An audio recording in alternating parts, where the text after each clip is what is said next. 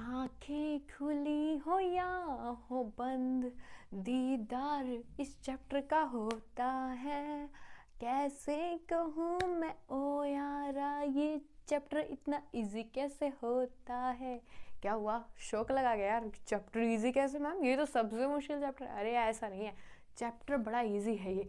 Welcome to our new education. आज हम लाए हैं इस कार्बन एंड इट्स कंपाउंड का वन शॉट। बेसिक से शुरू करेंगे और एडवांस तक लेके जाएंगे। ये वन शॉट देखने के बाद आपके सारे डाउट्स हो जाएंगे क्लियर। तो चलिए शुरू करते हैं। तो देखिए भाई, चैप्टर का नाम क्या है, कार्बन एंड इट्स कंपाउंड। कोई भी चैप्टर शुरू करने से पहले हमें ये ज़रूर पता होना चाहिए कि हमें चैप्टर में पढ़ना क्या है। अब इस चैप्टर में हम पहले बेसिक चीज़ें पढ़ेंगे, जैसे कि कार्बन क्या है मैम, अच्छा फिर इस कार्बन की इम्पोर्टेंस इतनी क्यों हो गई कि इसके ऊपर चैप्टर ही बन गया, इसमें क्या यूनिकनेस है, फिर ये कैसा बॉन्ड बनाता है, जैसे कि ये कोवलेंट बॉन्ड बनाता है तो कोवलेंट बॉन्ड क्या है, ये आयनिक बॉन्ड क्या होता है, ये आयनिक बॉन्ड क्यों नहीं बनाता है, ठीक है। फिर जैसे कि हम सैचुरेटेड अनसैचुरेटेड कंपाउंड्स, हमारे फंक्शनल ग्रुप, और जैसे हमारे ये थे ना एल्केन एल्कीन एल्काइन हाइड्रोकार्बन्स, ये सभी हम सब कुछ करेंगे इस चैप्टर में कवर, जो भी आपकी एनसीईआरटी बुक के अंदर है। तो चलिए इस चैप्टर को शुरू करते हैं बिना टाइम वेस्ट किए। तो देखिए, चैप्टर का नाम क्या है हमारा, कार्बन एंड इट्स कंपाउंड। तो सबसे पहले कार्बन के बारे में बेसिक चीज़ें हम देखते हैं। जो हमारा कार्बन होता है ना बेटा, इसका एटॉमिक नंबर कितना होता है, 6। कितना है इसका एटॉमिक नंबर, 6। अब एटॉमिक नंबर का मतलब मैम देखो, मेरी बात ध्यान से सुनो, जितना किसी भी एलिमेंट का एटॉमिक नंबर होता है उसमें उतने ही प्रोटॉन, इलेक्ट्रॉन और न्यूट्रॉन होते हैं। अब इसका एटॉमिक नंबर क्या है, 6। तो इसका मतलब है कि इसके अंदर 6 इलेक्ट्रॉन है, 6 प्रोटॉन है और 6 न्यूट्रॉन है, ठीक है। अब देखो इसका जो ये मास नंबर है, ये कितना लिख रखा है यहाँ पे, 12। अब ये मास नंबर क्या होता है मैम, मास नंबर दो चीज़ों का प्लस होता है, किनका, प्रोटॉन प्लस न्यूट्रॉन, किनका, प्रोटॉन प्लस न्यूट्रॉन। अब देखो प्रोटॉन कितने हैं यहाँ पर, 6, और न्यूट्रॉन कितने, 6, तो 6 6 कितने हो गए, 12, तो मास नंबर आ गया। अब है इसकी इलेक्ट्रॉनिक कॉन्फ़िगरेशन, वो क्या है, 2 और 4। अब ये इलेक्ट्रॉनिक कॉन्फ़िगरेशन में क्या है, तो देखो कोई भी एलिमेंट होता है ना, उसकी यूनिट एक क्या होती है, एटम। क्या होती है उसकी यूनिट, एटम। एटम क्या मैम, एटम होता है बेटा एक तो बीच में न्यूक्लियस। बिल्कुल बेसिक से करवा रही हूँ ताकि जिस बच्चे ने अभी तक साइंस पढ़ी भी नहीं हो ना उसको भी समझ में आ जाए इस तरीके से। तो देखो बीच में क्या है, न्यूक्लियस। न्यूक्लियस के बाहर ना ऐसे ऐसे सर्कल होते हैं, इनको हम शेल बोलते हैं। क्या बोलते हैं हम इनको, शेल बोलते हैं।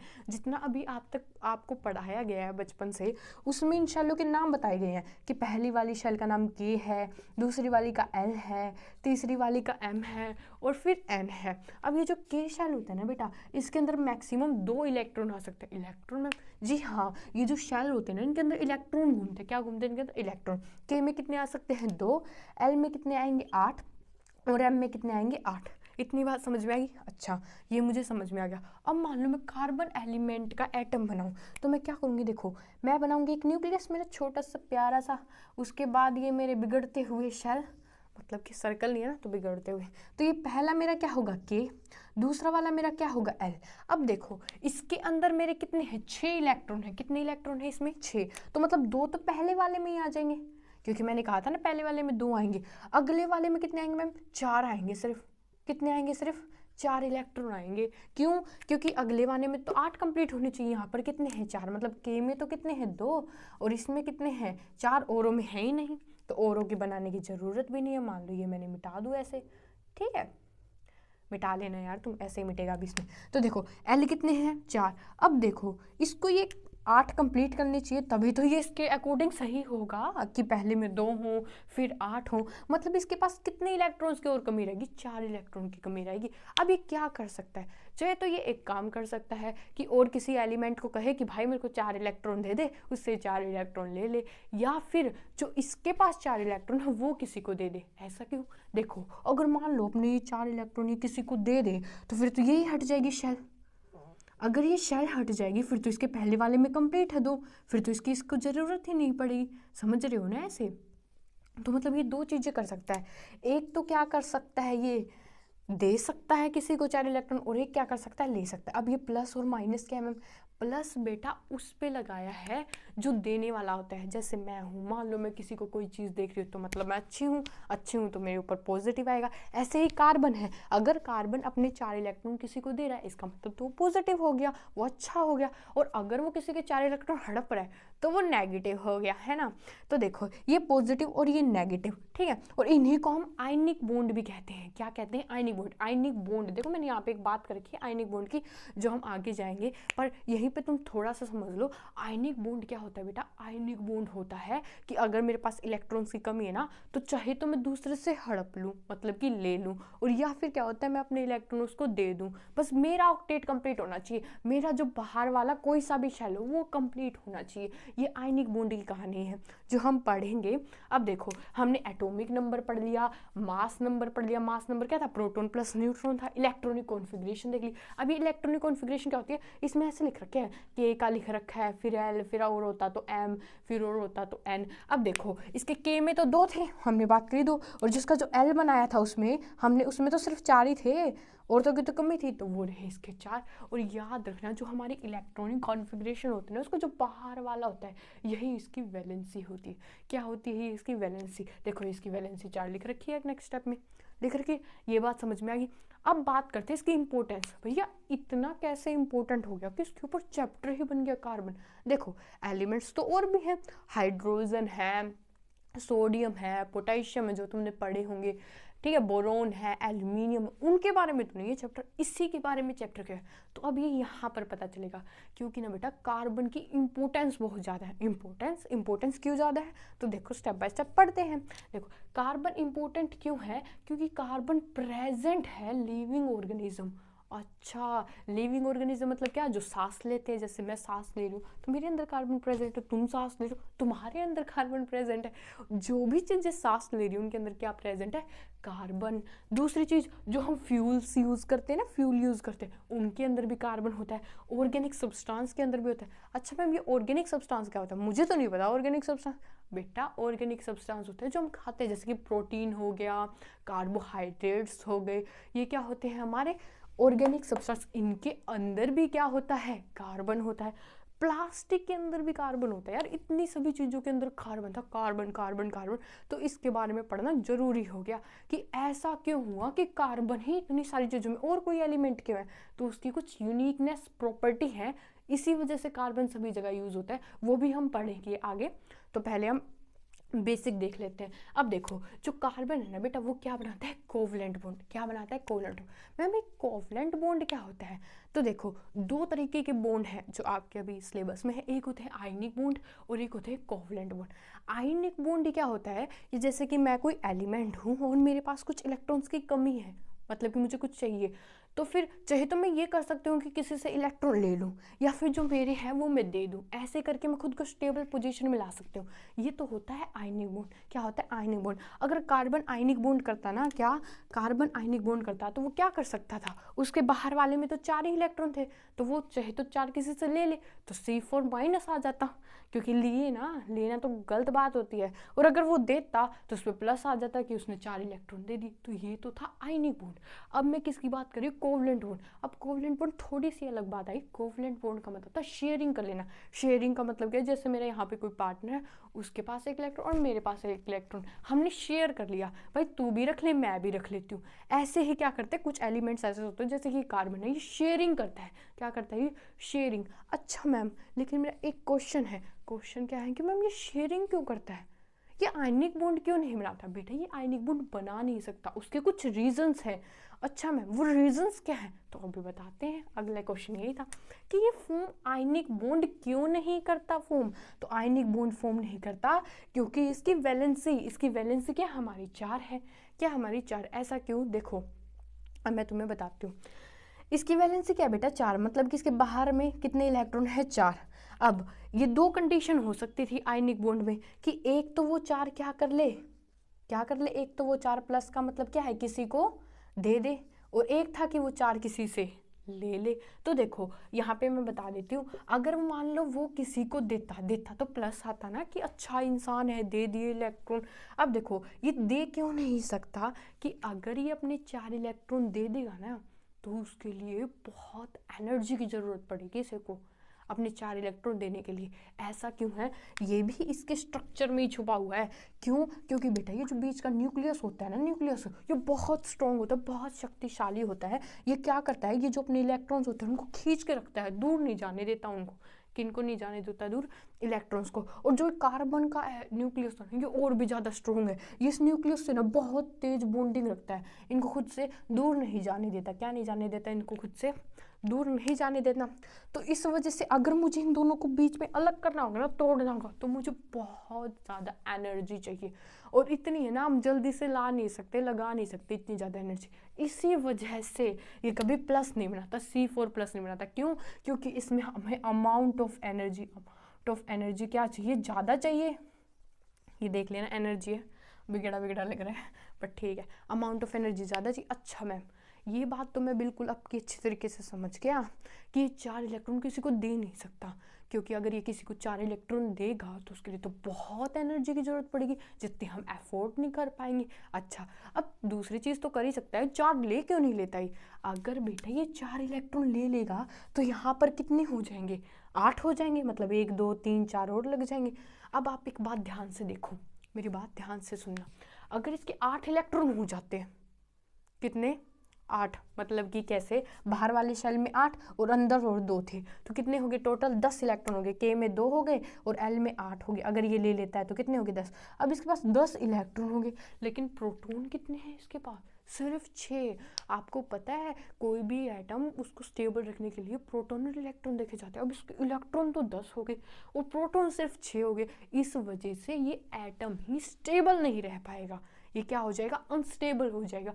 इस वजह से ये क्या नहीं करता, मतलब कि इलेक्ट्रॉन को लेता नहीं है। क्यों? क्योंकि ये क्या हो जाएगा बेटा? ये हो जाएगा अनस्टेबल। क्या हो जाएगा? अनस्टेबल। ये आई होप आपको ये समझ में आ रहा होगा। अगर कुछ नहीं समझ में आया तो कमेंट में बता देना यार, फिर उस पर एक और वीडियो बना देंगे, लेकिन मैं पूरी कोशिश करूँगी कि अच्छी तरीके से आपको बता पाऊँ। तो देख बेटा, ये आपको बात समझ में आ गई, कार्बन का ये बेसिक था। अब हम बात करते हैं नेक्स्ट स्टेप, मतलब कि अब हम किसकी बात करेंगे कि कोवलेंट बॉन्ड तो समझ में आ गया मैम। कोवलेंट बॉन्ड में क्या होता है बेटा? Sharing of electron. Ionic bond हमें पता चला कि क्यों नहीं फॉर्म करता कार्बन आयनिक बॉन्ड, क्योंकि दोनों पे बेचारे पे एक में तो एनर्जी ज़्यादा लगेगी और एक जगह अनस्टेबल रहेगा। इस वजह से इसने तीसरी अपनी चालाकी खेली। तीसरी चालाकी कार्बन ने क्या करी कि ना मैं ले सकता ना मैं दे सकता, एक काम करता हूँ मैं शेयरिंग करने लग जाता हूँ, और शेयरिंग को क्या कहते हैं? Covalent bond. शेयरिंग का मतलब क्या है वो भी मैं थोड़ा सा समझा दूँ। शेयरिंग का मतलब ये है, जैसे कि ये जो कार्बन है इसकी कितनी है? 4 वैलेंसी, मतलब कि इसके पास 4 इलेक्ट्रॉन है। ऐसे और भी तो एलिमेंट्स होंगे जिनको इलेक्ट्रॉन्स की जरूरत होगी। फॉर एग्जाम्पल हम हाइड्रोजन ले लेते, क्या ले लेते हैं हम? हाइड्रोजन। देखो जो हाइड्रोजन होता है ना उसकी वैलेंसी 1 होती है। क्या होती है उसकी वैलेंसी? एक। जैसे इसकी 4 थी तो ऐसे इसकी 1 होती है। एक का मतलब ये है इसके अंदर जो हमारा एटॉमिक नंबर होता है वो भी 1 ही है। इसका मतलब क्या है? जिसका K वाला शेल है ना उसमें सिर्फ 1 ही इलेक्ट्रॉन है। कितने इलेक्ट्रॉन? सिर्फ 1। तो उसको K में कम से कम 2 तो चाहिए थे, तो इसके पास 1 की कमी है। तो ये हाइड्रोजन भागा भागा आएगा कार्बन के पास और कहेगा आ जाओ अपन शेयरिंग कर लेते हैं दोनों, तुम्हारे भी कंप्लीट हो जाएंगे मेरे भी कंप्लीट हो जाएंगे। तो हाइड्रोजन क्या करेगा? यहाँ पे आ जाएगा। इसके पास 1 था हाइड्रोजन के पास, तो देखो हाइड्रोजन के कंप्लीट हो गए। ये हाइड्रोजन अपने और दोस्तों को बुला लेगा, मान लो एक और को बुला लाया तो इसके भी 2 हो जाएंगे। ये 1 इसका और ये 1। बॉन्ड की बात छेड़ ही ली थी तो इसके बारे में थोड़ा और ज्ञान ले ले। देखो जो कोवलेंट बॉन्ड है, जैसे मैंने बताया कि वो क्या करेगा? शेयरिंग करेगा इलेक्ट्रॉन की। अब ये जो कोवलेंट बॉन्ड होता है ना इसके टाइप्स होते हैं। क्या होते हैं इसके टाइप्स कौन से? सिंगल बॉन्ड, अरे जी सिंगल बॉन्ड, डबल बॉन्ड और कौन सा हमारा? Triple bond. अब मैम ये सिंगल बॉन्ड क्या होता है, डबल बॉन्ड और ट्रिपल बॉन्ड क्या होता है? देखो सिंगल बॉन्ड होता है कि कोई भी 2 एलिमेंट होंगे उनके बीच में सिर्फ एक ही लाइन हो। इस लाइन का मतलब क्या है कि हाइड्रोजन का भी 1 इलेक्ट्रॉन है और ऑक्सीजन का भी 1 ही इलेक्ट्रॉन है। देखो हाइड्रोजन का भी 1 इलेक्ट्रॉन और ऑक्सीजन का भी 1 इलेक्ट्रॉन, तो ये क्या हो गए? Single bond. जैसे यहाँ पर भी देख लो ऑक्सीजन का भी 1 इलेक्ट्रॉन, हाइड्रोजन का भी 1 इलेक्ट्रॉन, तो ये हो गया सिंगल बॉन्ड। जैसे अब तुम यहाँ देखो डबल बॉन्ड क्या होता है कि ऑक्सीजन के भी 2 इलेक्ट्रॉन हो गए और यहाँ कार्बन के भी 2 इलेक्ट्रॉन हो गए, तो फिर ये क्या हो गया? Double bond. देखो कार्बन के भी 2 इलेक्ट्रॉन और ऑक्सीजन के भी 2 इलेक्ट्रॉन, तो ये क्या हो गया? Double bond. ट्रिपल बॉन्ड मतलब इस नाइट्रोजन के भी 3 और इसके भी 3 इलेक्ट्रॉन। ठीक है, अब मैम ये हाइड्रोजन सिर्फ एक ही इलेक्ट्रॉन क्यों देता है, ये ऑक्सीजन यहाँ पर सिर्फ 2 ही इलेक्ट्रॉन क्यों दे रहा है, ये 2 हो गए ना ऑक्सीजन के, हाइड्रोजन सिर्फ एक ही दे रहा है, ऐसा क्यों है, ये इसकी वैलेंसी पे डिपेंड करता है बेटा, कि अगर इसकी valency outermost shell complete ना हो ना तो जितने बच जाएंगे उतने ये शेयरिंग करेगा। फॉर एग्जांपल हाइड्रोजन था, देखो यहाँ पे बता दूँ, हाइड्रोजन था, हाइड्रोजन के पास कितना है इलेक्ट्रॉन, एक इलेक्ट्रॉन है, लेकिन उसको तो 2 चाहिए थे ना के में कंप्लीट करने के लिए, इसलिए वो ऐसे करके 2 ले रहा है। अब ये जो ऑक्सीजन होता है, ऑक्सीजन का जैसे एटॉमिक नंबर क्या होता है, 8 होता है ऑक्सीजन का, कितना होता है 8, मतलब कि 2 तो के में गए और बचे कितने, कितने बचे, 6 बचे ना, तो 6 किस में गए, एल में, मतलब लेकिन एल में कितने होने चाहिए थे 8, तो इसको कितनों की जरूरत पड़ी, 2 की और जरूरत पड़ी, 2 की और जरूरत पड़ी, तो इस वजह से यहाँ पे ये 2 बना रहा है ऐसे, समझ गए। तो ये इस वजह से हो रहा है, उनकी वैलेंस की वजह से। ऐसे ही अब ये देखो, जैसे ये नाइट्रोजन है, नाइट्रोजन का एटॉमिक नंबर कितना होता है 7, 7 मतलब 2 तो गए पहले में और कितने बचे 5, 5 गए एल में, लेकिन एल में कितने चाहिए थे बताओ, कितने चाहिए थे, 8 चाहिए थे मैम, लेकिन इसके पास तो 5 चाहिए, इसका मतलब इसको 3 की और जरूरत, तो इसी वजह से तो देखो ये 3 की कर रहा है, क्या करने की कोशिश कर रहा है, ये अपने इलेक्ट्रॉन कंप्लीट करने की कोशिश कर रहा है, इसलिए शेयरिंग कर रहा है। अब शेयरिंग का मतलब कोवलेंट बॉन्ड, कोवलेंट बॉन्ड के 3, सिंगल डबल ट्रिपल, सिंगल बता दिया, डबल बता दिया, तुम्हें ट्रिपल बता दिया, कुछ नहीं था, बस यही था यार, ठीक है। अब देखो इसके बाद बात करते हैं कि हम जानना चाहते हैं कि कार्बन में ऐसी क्या चीज़ यूनिक हो गई कि कार्बन के ही चर्चे हैं, कि कार्बन लिविंग ऑर्गेनिज्म में भी था, प्लास्टिक में भी था, फ्यूल्स में, सभी चीज़ों में कार्बन था यार, ऐसी क्या बात होगी। तो इसकी बेटा कुछ ही यूनिकनेस है जो मैंने यहाँ पर बता रखी है, अभी उनकी चर्चा करते हैं बिल्कुल ईजी वे में, तुम्हें छप देसी समझ में आ जाएगी। पहली क्या है, कैटिनेशन प्रॉपर्टी। देखो कार्बन की क्या होती है, कैटिनेशन प्रॉपर्टी होती है, कौन सी प्रॉपर्टी, कैटिनेशन, पेपर में आ जाएगा ना तो यूँ ही लिख के आनी है कैटिनेशन प्रॉपर्टी, इसी के नंबर मिलेंगे कैटिनेशन प्रॉपर्टी लिखते ही। अब देखो कैटिनेशन प्रॉपर्टी क्या होता है कि कार्बन के पास एक यूनिक एबिलिटी है to form bonds with other atom of carbon, मतलब कि जो कार्बन है ना, अभी ये जो मैंने कहा बॉन्ड बनाता है, कोवलेंट बॉन्ड, कोवलेंट बॉन्ड का मतलब शेयरिंग करना इलेक्ट्रॉन, तो ये कार्बन है ना और कार्बन मतलब खुद के जैसे ही एलिमेंट के साथ शेयर कर लेता है, तो ये इसकी यूनिकनेस है। जैसे कि और उसको लार्ज मॉलिक्यूल में कर देगा, मतलब एक कार्बन तो दूसरा आ गया, तीसरा आ गया, चौथा आ गया, ऐसे बहुत सारे कार्बन जो है तो लार्ज मॉलिक्यूल नहीं हो जाएगा, तो इसी वजह से कह रहा है कि इसकी कैटिनेशन प्रॉपर्टी, कैटिनेशन प्रॉपर्टी का मतलब इसकी एक यूनिक एबिलिटी कि बॉन्ड बनाता है।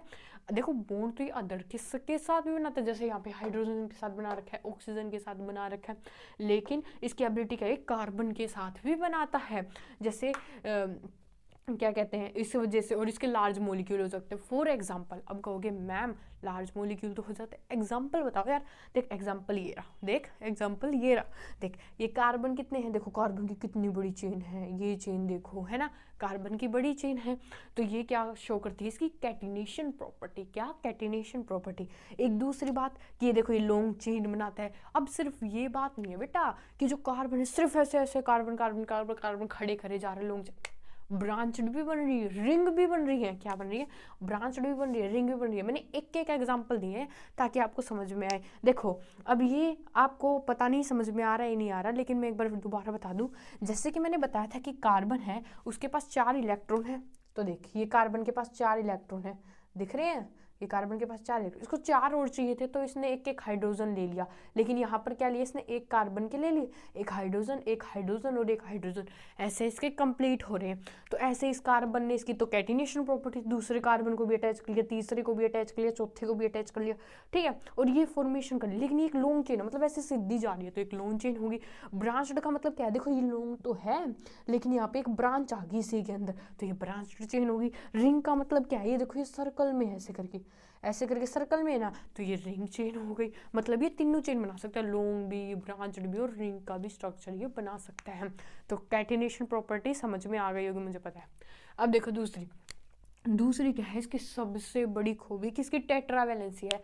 टेट्रावैलेंसी क्या होता है, अरे टेट्रा का मतलब होता है 4, वैलेंसी तो इसकी 4 ही है, हमें पता है, और इसकी 4 वैलेंसी होने की वजह से ही ये कोवलेंट बॉन्ड बनाता है, आयनिक बॉन्ड ये नहीं बनाता, पता है ना कोवलेंट बॉन्ड क्यों बनाता है और आयनिक बॉन्ड क्यों नहीं बनाता, ये तो तुम्हें पता होना ही चाहिए।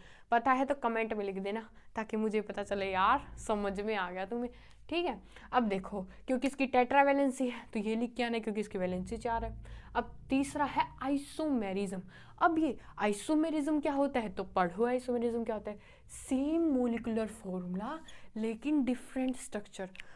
अब ये मोलिकुलर फॉर्मूला क्या है मैम, देखो फॉर्मूले हैं जैसे ये C4H10 है, ये मैंने कहाँ से लिखा तो ये हम बात करेंगे अभी एल्केन एल्कीन एल्काइन उस पे आने वाले हैं, मैं सभी समझाऊंगी, डरना मत कि फॉर्मूला C4H10 कहाँ से आया। अब मैं इसका नाम बताऊं जैसे कि प्रोपेन है इसका नाम, ठीक है। अब तुम कहोगे मिथ इथ प्रो ब्यूटेन है इसका नाम क्योंकि 4 कार्बन है ना, तो अब तुम कहोगे मैम आपको कैसे पता है इसका नाम ब्यूटेन है, हमें तो नहीं पता चलता, वो भी पता चलेगा, डोंट वरी यार, मैं हूँ ना, नीतिका कौशिक है आपके साथ। देखो अब देखो ये C4 है और H कितने हैं यहाँ पर हमारे 10 हैं। अब फॉर्मूला सेम है लेकिन देखो स्ट्रक्चर डिफरेंट है। कैसे, देख 4 कार्बन है बेटा, देख तेरे को 4 दिखेंगे, 1 2 3 और 4 कार्बन दिख रहे हैं। H कितने हैं 10, अब तू गिन 1 2 3 4 5 6 7 8 9 10। यस मैम ये तो इसी का स्ट्रक्चर है। अब अगला स्ट्रक्चर देख, देख 1 2 3 4 कार्बन है। अब हाइड्रोजन गिन 1 2 3 4 5 6 7 8 9 10 हाइड्रोजन है। यस मैम ये तो दोनों ही इस फॉर्मूले में लग रहे हैं लेकिन स्ट्रक्चर अलग है, ये लॉन्ग चेन है ये ब्रांच्ड वाली है। देखो हमने ये बताया था कि एक ब्रांच्ड चेन भी होती है, तो ये वो वाली ब्रांच्ड चेन है। अब इसका नाम क्या है तो इसका नाम है ब्यूटेन। क्या नाम है इसका, ब्यूटेन। अब मैंने कैसे बताया क्योंकि मुझे पता था C4 मतलब कि ऐसे होते हैं मिथ इथ प्रोप ब्यूट, तो ब्यूट लिख दिया क्योंकि यहाँ सिंगल सिंगल बॉन्ड है तो एन लिख दिया। सब कुछ बताऊंगी कि मुझे कैसे पता है मिथित, तुम कैसे याद कर सकते हो, सभी बातें करेंगे, ठीक है।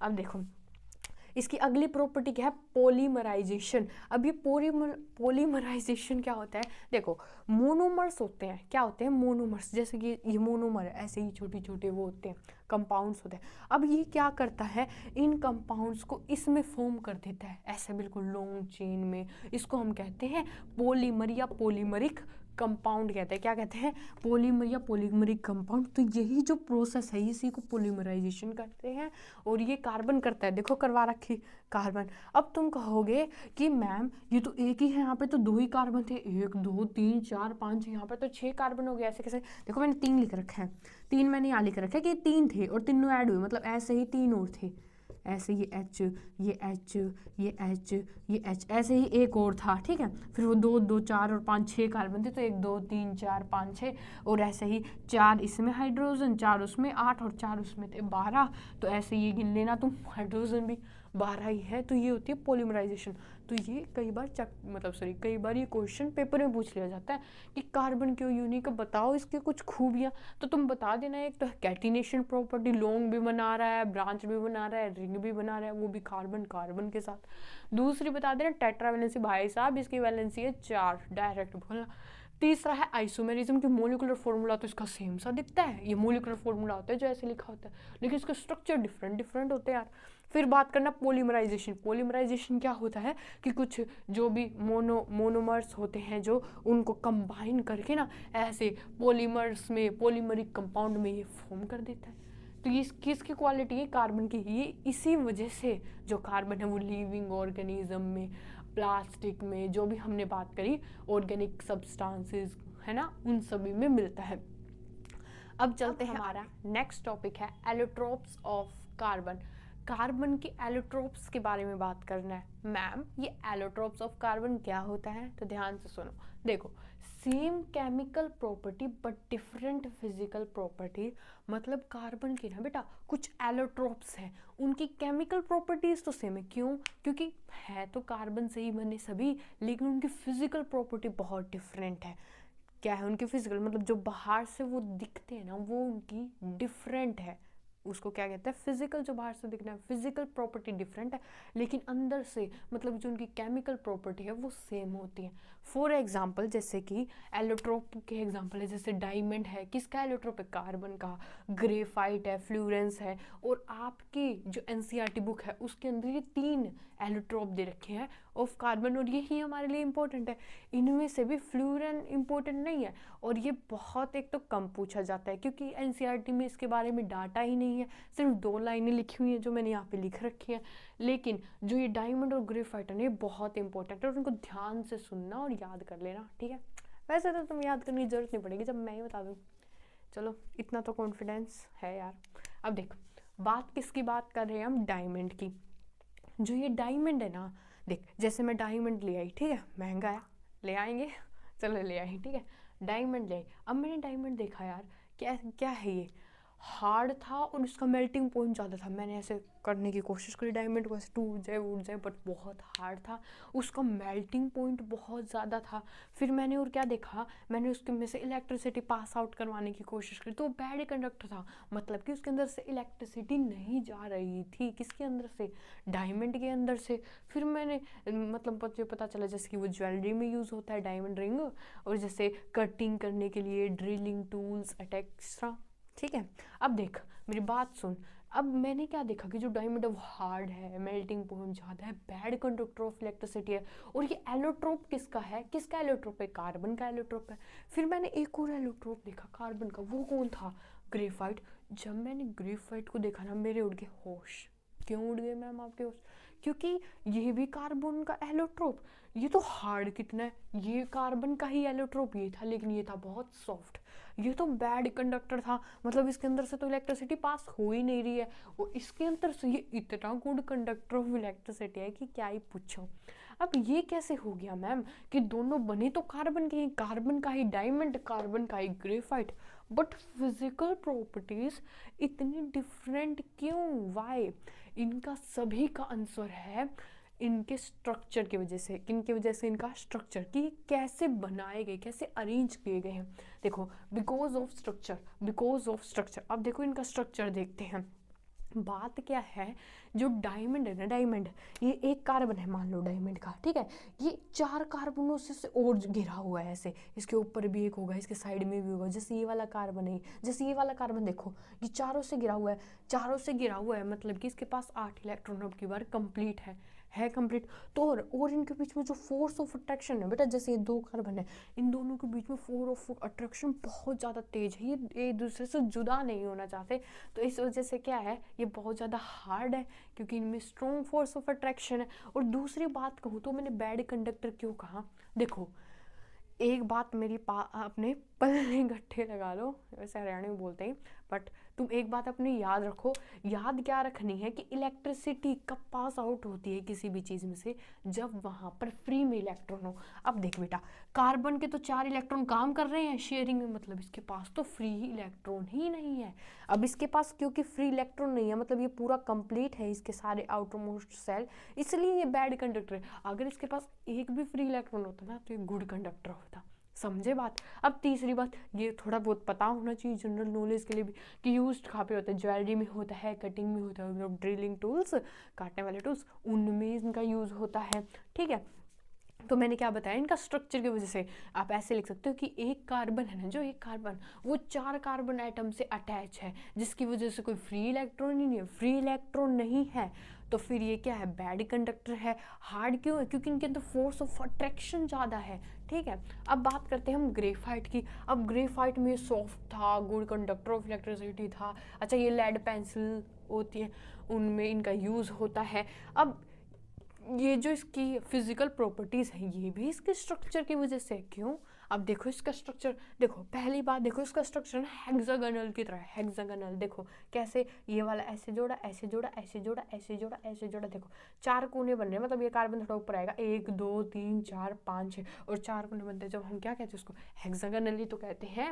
अब देख बेटा मेरी बात ध्यान से देखियो, कोई सा भी कार्बन ले ले, कोई सा, मान ले मैंने बीच वाला कार्बन ले लिया, कौन सा ले लिया, बीच वाला, इसके साथ कितने बॉन्ड है, 1 बॉन्ड है, 2 बॉन्ड है और 3 बॉन्ड है। मैम इसके साथ तो 3 ही बॉन्ड है, मतलब कि देख कार्बन के पास कितने इलेक्ट्रॉन होते हैं, अगर सिर्फ कार्बन की बात करें तो वैलेंसी इलेक्ट्रॉन 4 होते हैं, मतलब कि कार्बन के पास वैसे तो 4 इलेक्ट्रॉन है, लेकिन इसके पास तो 3 ही बॉन्ड है, इसका मतलब इसके पास 3 ही कार्बन है, जो उनके भी ऐसे मिल रहे हैं, मतलब ये तो कंप्लीट हो रहे हैं इसके, लेकिन इसमें अभी भी 1 इलेक्ट्रॉन की मिसिंग है, एक ने बॉन्ड नहीं बनाया, इस ये वाला खाली बैठा है बेबी, इसका ये वाला इलेक्ट्रॉन यहाँ पे खाली बैठा है, इसने बॉन्ड नहीं बनाया क्योंकि यहाँ पे फ्री है, इसलिए ये क्या कर रहा है, इलेक्ट्रिसिटी को कंडक्ट कर रहा है।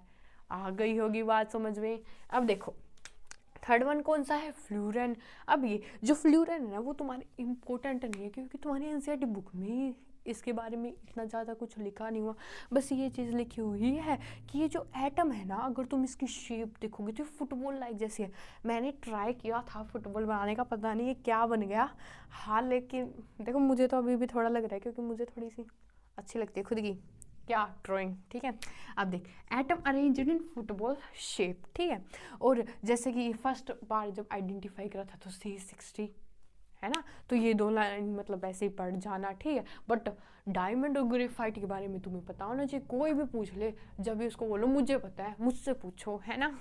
अब करते हैं नेक्स्ट स्टेप, अब आगे हम अपने नेक्स्ट, अब हम बात करते हैं हाइड्रोकार्बन। अभी हाइड्रोकार्बन कहाँ से आया मैम, देख मेरी बात ध्यान से सुन। जो कंपाउंड होते हैं ना उसके कुछ टाइप होते हैं, उसमें से एक हाइड्रोकार्बन भी क्या है, एक टाइप है। अब इस हाइड्रोकार्बन के बारे में हमें क्यों जानना है, क्योंकि हमें मेन मुद्दे पे एल्केन और एल्कीन और एल्काइन के बारे में जानना है, तो थोड़ा इसका पास्ट जानेंगे, ये कहाँ से आए हैं, कौन, एल्केन, एल्कीन और एल्काइन। अब ध्यान से देखो, जो हाइड्रोकार्बन है ना बेटा, वो दो पार्ट में डिवाइड होता है, एक होता है एलिफेटिक, एक होता है एरोमेटिक।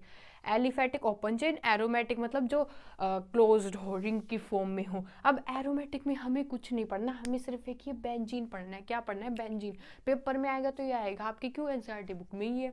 अब ये जो बेंजीन है ये क्या है, इसमें 6 कार्बन है। 6 कार्बन कैसे, जैसे 1 2 3 4 5 6 और 6 हाइड्रोजन। हाइड्रोजन 6 कैसे, जैसे कोई भी एक कार्बन ले लो, जैसे मैंने ये वाला कार्बन ले लिया, एक इलेक्ट्रॉन ये रहा इसका, एक ये वाला इलेक्ट्रॉन बॉन्ड बना रहे, डबल बॉन्ड है बेटा, और एक ये रहा, 3 इलेक्ट्रॉन इसके मतलब है ऐसे फिक्स, और एक इलेक्ट्रॉन रहता है वो हाइड्रोजन के साथ बना लेगा ऐसे H। तो ऐसे इसके पास भी 3 होंगे, तो एक H इसके साथ, एक H इसके साथ, एक H इसके साथ, एक H इसके साथ और एक H इसके साथ। अब H गिनो इसके, देखो 1 2 3 4 5 6, देखो 6 H है और 6 C है, और 1 2 3 4 5 6, 6 ही इसके क्या है, C है, कार्बन है। समझ में आ गई इतनी बात, तो हमें सिर्फ बेंजीन का स्ट्रक्चर याद रखना है, बना बना के देख लेना नोटबुक में। अब बात आती है जो एलिफेटिक है ना, वो 2 पार्ट में डिवाइड हुआ, एक एसाइक्लिक था और एक साइक्लिक था। एसाइक्लिक का मतलब ओपन चेन, साइकिल का मतलब साइकिल के फॉर्म में होगा।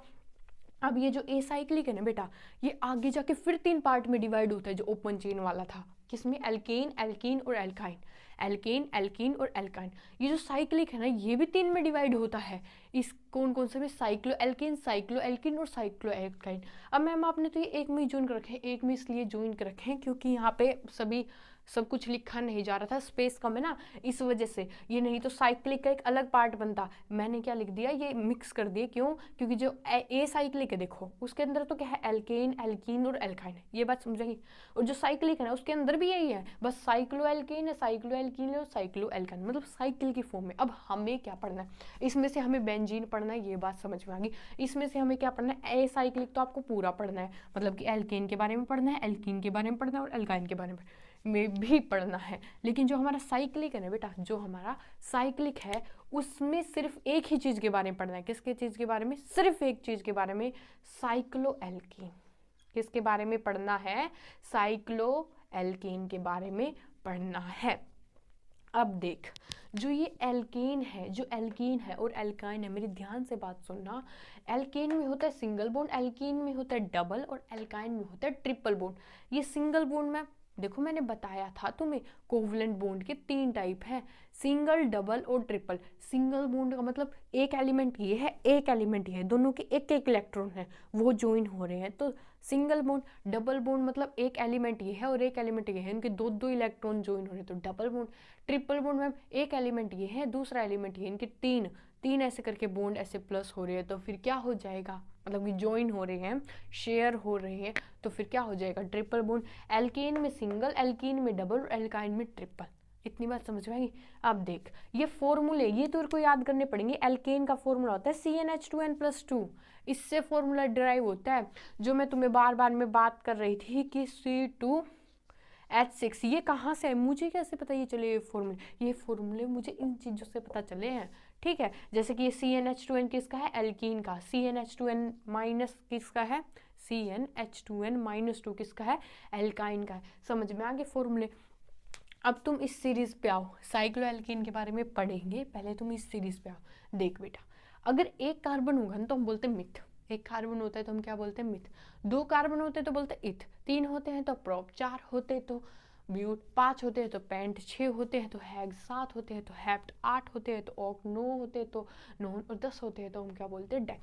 अब मैंने लिखा एल्केन एल्कीन एल्काइन, क्योंकि अब मैं तुम्हें बताऊंगी कि हम ऐसे कैसे बोलते हैं मीथेन, इथेन, इथीन, प्रोपाइन, ऐसे कैसे बोलते हैं। देखो ऐसे इसलिए बोलते हैं, ये जो एल्केन था इसका फॉर्मूला क्या है यहाँ पर से लिखो, CnH2n प्लस में 2। अब तुम ध्यान से पुट करते जा रहे, ये जो n है ना ये है नंबर ऑफ कार्बन, क्या है नंबर ऑफ कार्बन, लिख लेना अपनी नोटबुक में।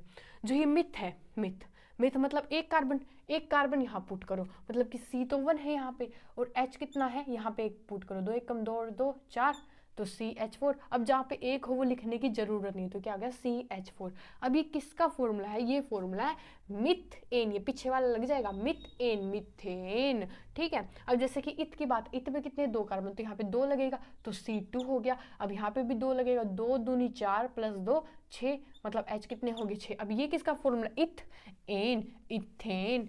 अब प्रोपेन का बनाओ, चलो तुम, प्रोपेन में 3 कार्बन तो N की जगह क्या आ जाएगा 3, तो C3, यहाँ पे भी 3, 3 दूनी 6 और 2 8, तो ये हो जाएगा 8, तो ये हो जाएगा प्रोपेन। ऐसे ही ब्यूटेन बनेगा, पेंटीन बनेगा, हेक्सेन बनेगा, हैप। जैसे कि एक और बना लेते, ब्यूट का वर्ड बना लेते।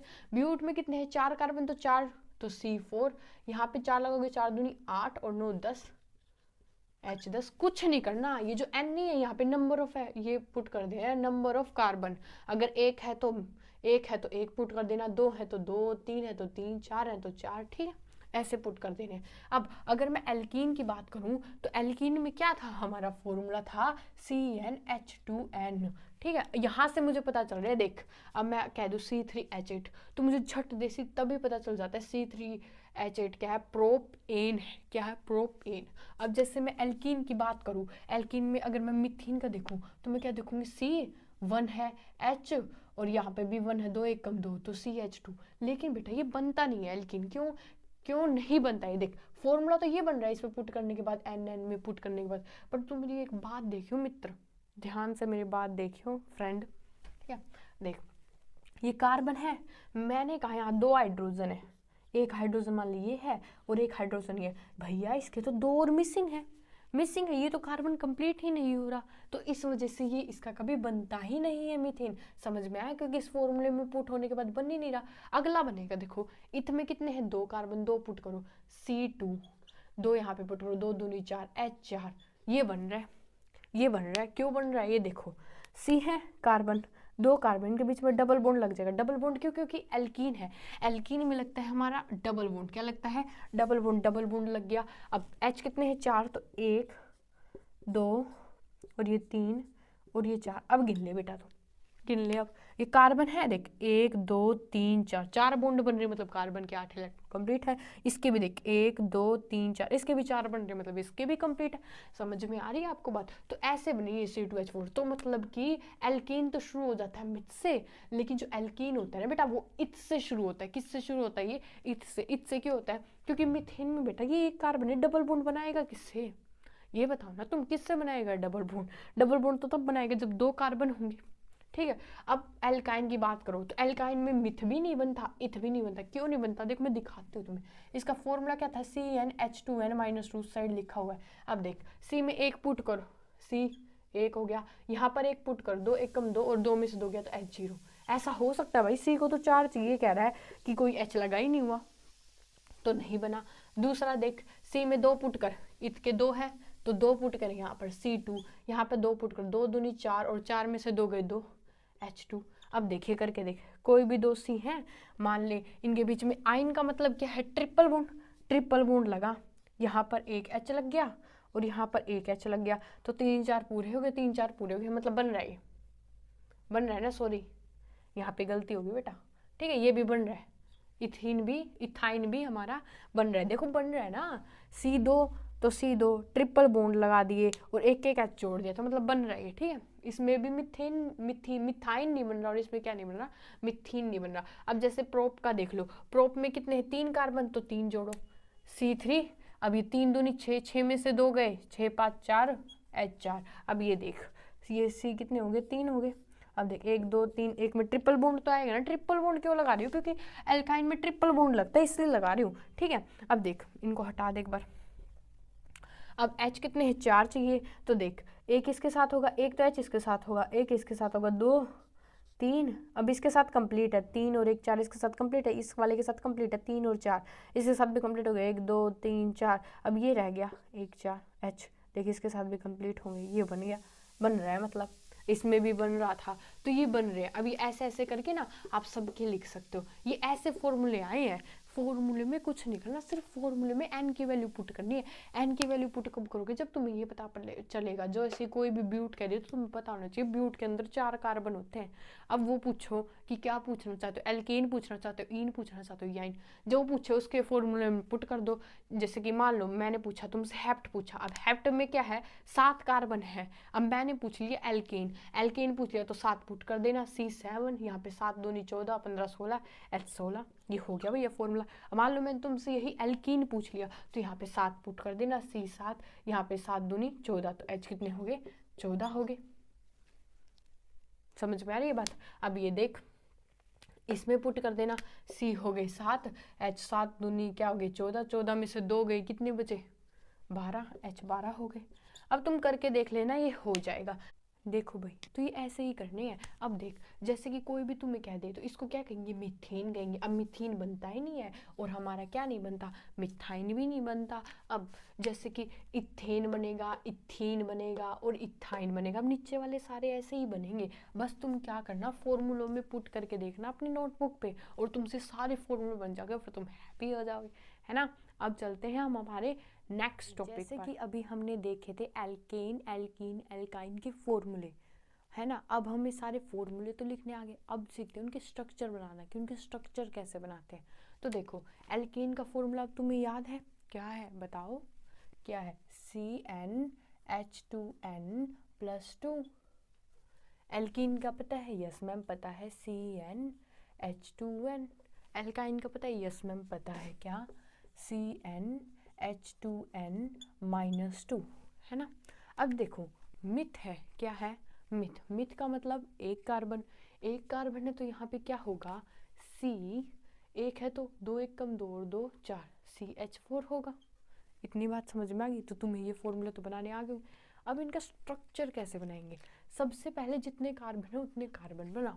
अब हाइड्रोजन कितने हैं, 4, इसको कितने इलेक्ट्रॉन चाहिए, 4 ही तो चाहिए, तो 4 हाइड्रोजन ऐसे बनाओगे, आई बात समझ में, और ऐसे बनाओगे बॉन्ड, हो गया, आ गया स्ट्रक्चर पहला।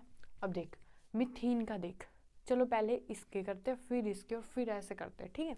अब देख देख, इत में कितने कार्बन बेटा, 2 कार्बन, 2 कार्बन है तो C क्या हो जाएगा 2, 2 यहाँ पे आ जाएगा, 2 दूनी 4 और +2 6, H क्या हो जाएगा मेरा 6। अब कितने कार्बन है यहाँ मुन्नू, कितने कार्बन, 2 है ना, तो 2 कार्बन बनाए 2 कार्बन।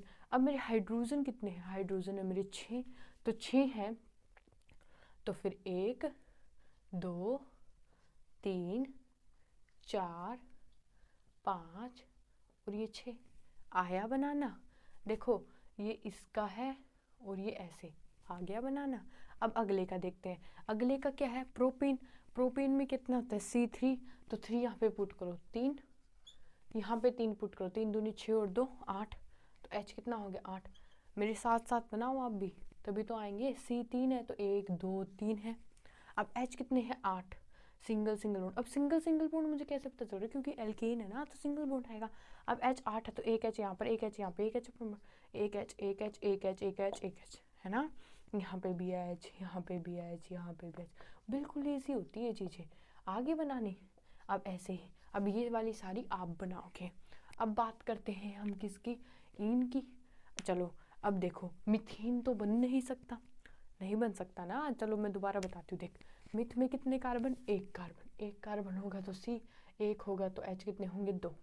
अब C है, यहाँ पे डबल बॉन्ड लगाना जरूरी है, डबल बॉन्ड तो लगेगा नहीं, क्यों, क्योंकि कार्बन ही एक ही है यार, तो फिर ये वाला बनेगा नहीं। ऐसे ही एल्काइन का भी नहीं बनता, एक कार्बन का क्या करोगे आप। अब कितने हैं, इत का मतलब 2 कार्बन, 2 कार्बन है तो C2, अब 2 यहाँ पे तो 2 दूनी 4, H कितने हो जाएंगे 4, ये बनेगा। देखो 2 C बनाए, अब क्योंकि इन है तो डबल बॉन्ड लगाया, अब H लगा दो, एक यहाँ एक यहाँ एक यहाँ एक यहाँ आया। चलो अब इसका मान लो पेंट उठा ले, पेंट क्या होता है 5, तो पेंट मतलब 5, तो क्या हो जाएगा C5, और 5 दूनी 10, तो H क्या हो गया 10। तो बनाओ भाई 5 कार्बन, 1 2 3 4 5। अब मैम डबल बॉन्ड कहाँ लगाना, अभी कहीं पर भी लगा सकते हो, यहाँ पर भी लगा सकते हो, तुम्हारी मर्जी है, अभी तो तुम डबल बॉन्ड कहीं पर भी लगा सकते हो। जैसे मैंने यहाँ पे डबल बॉन्ड लगा दिया, अब H कितने चाहिए 10, तो यहाँ पे सिंगल सिंगल सिंगल। अच्छा अब डबल बॉन्ड का मतलब ये नहीं होता सब में ही डबल बॉन्ड आएगा, एक जगह आएगा सिर्फ, ठीक है। अब H कितने हैं 10, तो एक H यहाँ, एक H यहाँ, एक H यहाँ, 3 4 5 6 7 8 9, और फिर 1 2 3 4 5, 1 2 3 4 5। देखो इस पर ज़्यादा होगी इस वाले कार्बन पे, तो ये यहाँ नहीं आएगा, ये कहाँ आएगा, यहाँ आएगा, और एक यहाँ आएगा। आई बात समझे, मैंने यहाँ पे क्यों नहीं लगाई, क्योंकि ये जो कार्बन देख 1 2 3 4 4 बॉन्ड पूरे, तो इसके देख 1 2 3 4, इसके देख 1 2 3 4, इसके देख 1 2 3 4, इसके देख 1 2 3 4 आया, और जो बच गए वो आप करना। अब ऐसे ही हम बात किसकी करें, एल्काइन की। तो एल्काइन में भी कोई सा उठा लो, मान लो मैंने एल्काइन में उठा लिया हेक्स। हेक्स में कितने होते हैं 6 कार्बन, कितने होते हैं बेटा 6 कार्बन।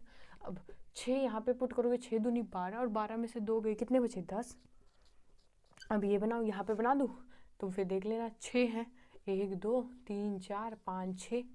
अब एक में क्या होगा, ट्रिपल बॉन्ड होगा, अब किसी में भी कर सकते हो, मान लो मैंने इसमें ट्रिपल बॉन्ड कर दिया, तो यहाँ पे तो एक ही H की ज़रूरत है क्योंकि इसके पूरे हो जाएंगे।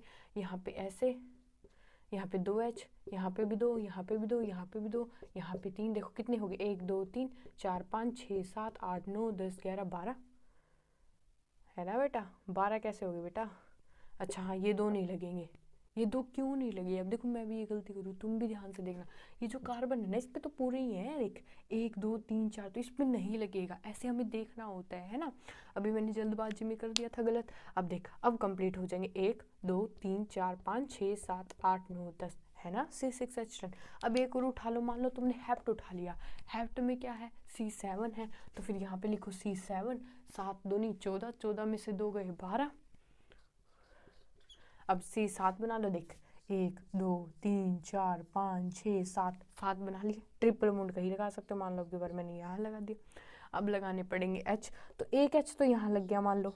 अब इसके कंप्लीट हो गए, देख इसके भी कंप्लीट पहले से ही है ना, 3 और 1 ये 4। अब यहाँ पे लग जाएगा एक H यहाँ पे, ये ऐसे तुम बॉन्ड लगा लेना ना, एक यहाँ पे एक यहाँ पे एक यहाँ पे एक यहाँ पे एक यहाँ पे एक यहाँ पे एक यहाँ पे एक यहाँ पे। अब 12 होंगे H, देख कैसे 1 2 3 4 5 6 7 8 9 10 11 और 1 12। आया समझ में। और ये मैंने क्यों लिखे हैं, और सारे तुम्हें बनाने हैं, प्रैक्टिस करनी है, तो ये बहुत ईजी है बेटा, मुश्किल वाली कोई बात नहीं है।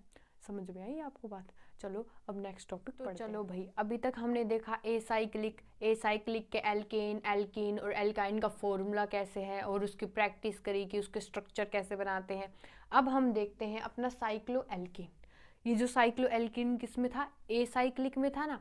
अब देखो जो साइक्लो एल्कीन का फॉर्मूला है वो है CnH2n, जैसे कि एल्कीन का फॉर्मूला था जो हमने करा था CnH2n+2, ऐसे ही एल्कीन का था। देखो एल्कीन और साइक्लो एल्कीन का सेम ही फॉर्मूला है। एल्कीन का भी क्या था CnH2n था, और एल्काइन का क्या था CnH2n-2 था। साइक्लो एल्कीन का क्या है CnH2n। ये फॉर्मूला क्या करेगा, बेसिकली हमें फॉर्मूला ला के देगा कि साइक्लोमीथेन का फॉर्मूला क्या होगा, साइक्लोइथेन, साइक्लोप्रोपेन, साइक्लोब्यूटेन, साइक्लोपेंटेन। देखो अब साइक्लो एल्केन की बात करें तो साइक्लोमीथेन बनता ही नहीं है, साइक्लोइथेन बनता ही नहीं, ये शुरू साइक्लोप्रोपेन से होता है। अब आप कहोगे साइक्लोप्रोपेन से क्यों शुरू होता है, देखो हम करके देख लेते हैं। जैसे कि मिथेन है, अब तुम्हें पता चल गया मिथ का मतलब क्या है, एक कार्बन। अगर मैं एक कार्बन इसमें लगाऊंगी तो क्या बनेगा CH2। अब तुम बताओ एक कार्बन से कभी चेन बन सकती है, साइक्लो का मतलब क्या, साइकिल। देखो साइकिलों का मतलब क्या होता है, साइकिल। एक कार्बन से साइकिल बन सकती है, नहीं बन सकती, तो ये भी नहीं बनेगा, ये नहीं बनेगा। इथेन का देखो, इत का मतलब क्या, 2, तो 2 पुट करो, C2 इसमें पुट करो 2, 2 दूनी 4, मतलब H कितने हो जाएंगे 4। क्या 2 कार्बन से चेन बन जाए, चेन कह रही हूँ बार बार में, 2 कार्बन से साइकिल बन जाएगी, नहीं बनेगी मैम। कम से कम एक साइकिल बनाने के लिए 3 कार्बन तो मिनिमम चाहिए ही, और वो 3 कार्बन किस में मिलते हैं, प्रोप में। प्रोप का मतलब हमें पता ही होता है कितने कार्बन, प्रोप मतलब 3 तो पुट करो C3, यहाँ पे पुट करो 3, 3 दूनी 6, तो H कितने हो गए हमारे 6 हो गए। देखो ये बनेगा, देखो C हमारे कितने हो गए 3, ऐसे चेन बनी। अब इसके बीच में ऐसे ऐसे ऐसे करके बॉन्ड बना दी हमने। अब देख H6 बनेंगे, 1 2 3 4 और 5 और 6। समझ में आ रही है? देखिए साइकिल बन गई बेटा अपनी, ये साइकिल बन गई ऐसे, और इसके ऐसे बॉन्ड भी कंप्लीट हो गए। आई बात समझ में? अब जैसे कि मैं साइक्लोब्यूटेन कह दूं, ब्यूट का मतलब क्या है 4, तो 4 पुट कर C4 और यहाँ पे पुट कर 4 दूनी 8, H कितने हो गए 8। देख ये भी बनती होगी, ये कैसे बन रही है, देख ऐसे C बना दे, बन गए ना 4। देख ये साइकिल बन गई या नहीं बन गई, बन गई मैम साइकिल। अब देख इसमें H लगा दे, H 2 लगेंगे क्योंकि तभी तो पूरे होंगे, 1 2 3 4, कार्बन के 4 बॉन्ड पूरे हो गए। इसके लगा दे 2 हाइड्रोजन, इस कार्बन के भी 4 पूरे हो गए। इसमें भी ऐसे ही 2 हाइड्रोजन लगा दो, इसके भी पूरे हो जाएंगे। और इसमें भी ऐसे ही 2 हाइड्रोजन लगा दो, देख 2 4 5 6 7 8, 8 अपने क्या हो गए हाइड्रोजन हो गए। ऐसे ही आप क्या कर सकते हो, साइक्लोपेंटेन बना सकते हो और आगे बना सकते हो। ठीक है, अब देखो, अब हम पहले है ना इसकी प्रैक्टिस करते हैं। प्रैक्टिस मतलब क्या, ये स्ट्रक्चर बनाना सीखते हैं। फॉर्मूला तो तुम ऐसे बना लोगे, कुछ नहीं करना बेटा। पेंट है तो 5 पुट कर देना है, ठीक है। हेक्स है तो 6, हेप्ट है तो 7 पुट कर देना आप, ठीक है। और इस फॉर्मूले में फॉर्मूले से निकल जाएंगे। अब हम जैसे कि, एक मिनट रुको आप, अब हम आपको इसके अच्छे तरीके से स्ट्रक्चर बनाने सिखाते हैं ताकि आपको यहीं पर आ जाए स्ट्रक्चर बनाने। तो सीख लेते हैं भाई। देख ये वाला बनेगा नहीं पता है, ये वाला नहीं बनेगा पता है। C3H6 कैसे बनाना है, C3H6 मतलब हमें लेके आना है इसको सर्कल की फॉर्म में, तो ऐसे ही होगा, सर्कल ऐसे होगा। ये आ गए इसके ऐसे बॉन्ड आ गए, हो गया सर्कल, हो गया मैम। H कितने लगाने, मुझे 6 H लगाने हैं। अब देख कोई भी कार्बन है उसके 2 तो बने हुए हैं, मतलब 2 इलेक्ट्रॉन तो उसके बॉन्ड में है। अब 2 इलेक्ट्रॉन और फ्री है तो वो ऐसे ज्वाइन हो जाएंगे H के साथ, एक ये हो जाएगा, एक ये हो जाएगा। ऐसे ही इस H के साथ हो जाएंगे, एक ये, ऐसे ही इस H के साथ हो जाएंगे, एक ये और एक ये। तो ये किसका स्ट्रक्चर हो जाएगा हमारा C3H6। C3H6 का मतलब प्रोपेन का। ब्यूटेन की बात करें तो C4H8। दोबारा देखो C4H8, ऐसे 4 C बना ली। हमें तो रिंग की फॉर्म में चाहिए, हमें तो साइकिल की फॉर्म में चाहिए, आ गया साइकिल की फॉर्म में। अब देख H कितने हैं 8, तो एक यहाँ पर H जुड़ेगा, एक यहाँ पे 2, ऐसे ही 2 यहाँ पर जुड़ेंगे 4, ऐसे ही 2 यहाँ पर जुड़ेंगे 6 और ऐसे ही 2 यहाँ पर जुड़ेंगे 8। समझ गए? तो ये हमारा क्या हो जाएगा, साइक्लोब्यूटेन। अब आपको कोई साइक्लोपेंटेन कह दे, पेंटेन का मतलब 5 पुट कर बेटा इस फॉर्मूले में, 5 पुट करेगा C5, 5 यहाँ पर पुट करेगा 5 दूनी 10, मतलब कि H10। 5 का सर्कल कैसे बनेगा, बना 1 2 3 4 और 5। अब इनको ज्वाइन कर दे, हमें तो बस ये सर्कल में लाने हैं। देखिए सर्कल में आ गया दोबारा। अब इसमें H10 मतलब 2 H यहाँ, 2 H यहाँ, 2 H यहाँ, 2 H यहाँ और 2 H यहाँ। अब आप मुझसे एक बात पूछो, और अगर आपके दिमाग में आ जाए बात कि मैम यहाँ पे डबल बॉन्ड और ट्रिपल बॉन्ड क्यों नहीं लग रहे, यहाँ पे सिंगल बॉन्ड क्यों लग रहे हैं, तो ध्यान से देखो ये क्या है, साइक्लो एल्केन। एल्केन में तो सिंगल ही बॉन्ड लगता है। अगर साइक्लो एल्कीन होता ना तो उसमें लगता है हमारा डबल बॉन्ड, क्या लगता है, डबल बॉन्ड। लेकिन साइक्लो एल्कीन तो हमें पढ़ना ही नहीं है क्योंकि वो तो हमारी बुक में ही नहीं है, हमें पढ़ना ही साइक्लो एल्कीन तक है। Alkene, cyclo alkene, cyclo alkyne वो आपके 11th क्लास में आएंगे, अभी आपको इतना ही पढ़ना है। ये बात आपको समझ में आ गई, ठीक है। तो इसके ऐसे ऐसे स्ट्रक्चर बना के आप प्रैक्टिस कर लेना, ठीक है। फिर हम बात करते हैं कि सैचुरेटेड कार्बन और अनसैचुरेटेड क्या होता है। देख ये भी कुछ अलग नहीं है। सैचुरेटेड का मतलब होता है जहाँ पे सिंगल बॉन्ड बन रहा हो ना उसको सैचुरेटेड बोलेंगे। जहाँ पर कार्बन कार्बन के बीच में सिंगल बॉन्ड बन रहा है उसको बोलेंगे सैचुरेट, और जहाँ पर डबल और ट्रिपल बॉन्ड बन रहा है ना उनको बोलेंगे अनसैचुरेटेड। बस यही लिखना है, जहाँ पर सिंगल बॉन्ड सैचुरेटेड, डबल और ट्रिपल बॉन्ड अनसैचुरेटेड। बस अगली बात कर लेते हैं फंक्शनल ग्रुप। तो देख बेटा अभी तक हमने क्या क्या बात कर ली, एल्केन, एल्कीन, एल्काइन के हमने फॉर्मूले सीख लिए। फिर हमारा ये साइक्लो एल्केन था, ये वाला सीख लिया। अब बात करें हमारे फंक्शनल ग्रुप की कि फंक्शनल ग्रुप क्या होते हैं। देख फंक्शनल ग्रुप जो आपके मतलब बुक में है तो 1 2 3 4 5 ही है। एक तो हेलोजन, एक एल्कोहल, एक एल्डिहाइड, एक कार्बोक्सिलिक एसिड और एक क्या है हमारा कीटोन है। जो हेलोजन है उसमें क्या है हमारा क्लोरीन, ब्रोमीन, आयोडीन। ये हमारी जो हमारे कार्बन कार्बन के कंपाउंड थे ना जो हम बना रहे थे, स्ट्रक्चर बना रहे थे, इनमें लगेंगे। जैसे हम ये स्ट्रक्चर्स बना रहे थे तो ऐसे ये भी स्ट्रक्चर्स हैं, है ना। हमने सिंगल बॉन्ड वाले एग्जाम्पल के लिए ले रखे, वैसे डबल बॉन्ड भी हो सकता है और ट्रिपल बॉन्ड भी हो सकता है। ये हम आगे पढ़ेंगे जब हम इनका नाम लिखना सीखेंगे ना, तब मैं बताऊंगी। आप पहले सिंगल बॉन्ड के सुनो, ये सिंगल बॉन्ड वाले लगा रखे हैं। क्लोरीन का मतलब क्या है कि ये सारे आएंगे किसी एक हाइड्रोजन को रिप्लेस करके, हाइड्रोजन को हटा के वहाँ पे आ जाएगा। जैसे देख ये वाला जो एग्जाम्पल है ये तूने कहीं देखा हुआ है, मिथ इथ प्रोप। अगर मैं यहाँ पर Cl नहीं लगाती, अगर मैं यहाँ पे H लगाती तो क्या तू बता सकता था ये क्या? हाँ मैम मैं बता सकता था। क्यों? क्योंकि मिथ इथ प्रोप, प्रोप। अब देख सिंगल बॉन्ड है तो प्रोपेन था, ये प्रोपेन ही तो था, सिर्फ सिंपल सा था प्रोपेन। लेकिन मैंने क्या करा, एक हाइड्रोजन को हटा के रिप्लेस करके उसकी जगह चाहे Cl लगा दो या Br लगा दो या I, तो Cl लगा दो। अब इसका नाम बदल जाता है, नाम क्या हो जाएगा अब इसका? क्लोरोप्रोपेन हो जाएगा। क्लोरो क्यों आया? क्योंकि Cl था ना तो आगे क्लोरो लग जाता है। अब ये नाम हम सिखाएंगे आपको जब हम उसमें IUPAC नोमेनक्लेचर देखेंगे, बट आप अभी थोड़ा सा सुनो। क्या हो जाता है? क्लोरोप्रोपेन। ऐसे ही Br लगेगा तो ब्रोमोप्रोपेन, I लगेगा तो आइडोप्रोपेन, मतलब कि आगे लगते हैं। क्लोरो, ब्रोमो, प्रो, आयोडो, जो हमारा ये होगा ना इसका नाम होगा उसके आगे लगते हैं। अब देख एल्कोहल, एल्कोहल में मतलब क्या होगा? हमारा OH ग्रुप लगा होगा। जैसे कि यहाँ पे H को रिप्लेस करके ऐसे OH ग्रुप लगा दिया तो ये क्या हो जाएगा? एल्कोहल बन जाएगा। अब इसको क्या बोलेंगे? प्रोपेनॉल बोलेंगे। अच्छा यहाँ पे भी क्या चाहेगा, है ना, इसको क्या बोलेंगे? प्रोपेनॉल बोलेंगे। क्यों? क्योंकि तीन carbon myth eth prop, single single bond है तो एन, और OH लगा है तो प्रोपेनॉल, है ना, प्रोपेनॉल। अब एल्डिहाइड की बात करें तो एल्डिहाइड में क्या होता है? ये होता है बेटा, ये स्ट्रक्चर बहुत इंपॉर्टेंट है। ये कार्बन के साथ डबल बॉन्ड होगा ऑक्सीजन का और एक होगा अपना हाइड्रोजन का। तो ये देख है ना कि डबल बॉन्ड किसका है? ऑक्सीजन का, और एक बॉन्ड है हाइड्रोजन का।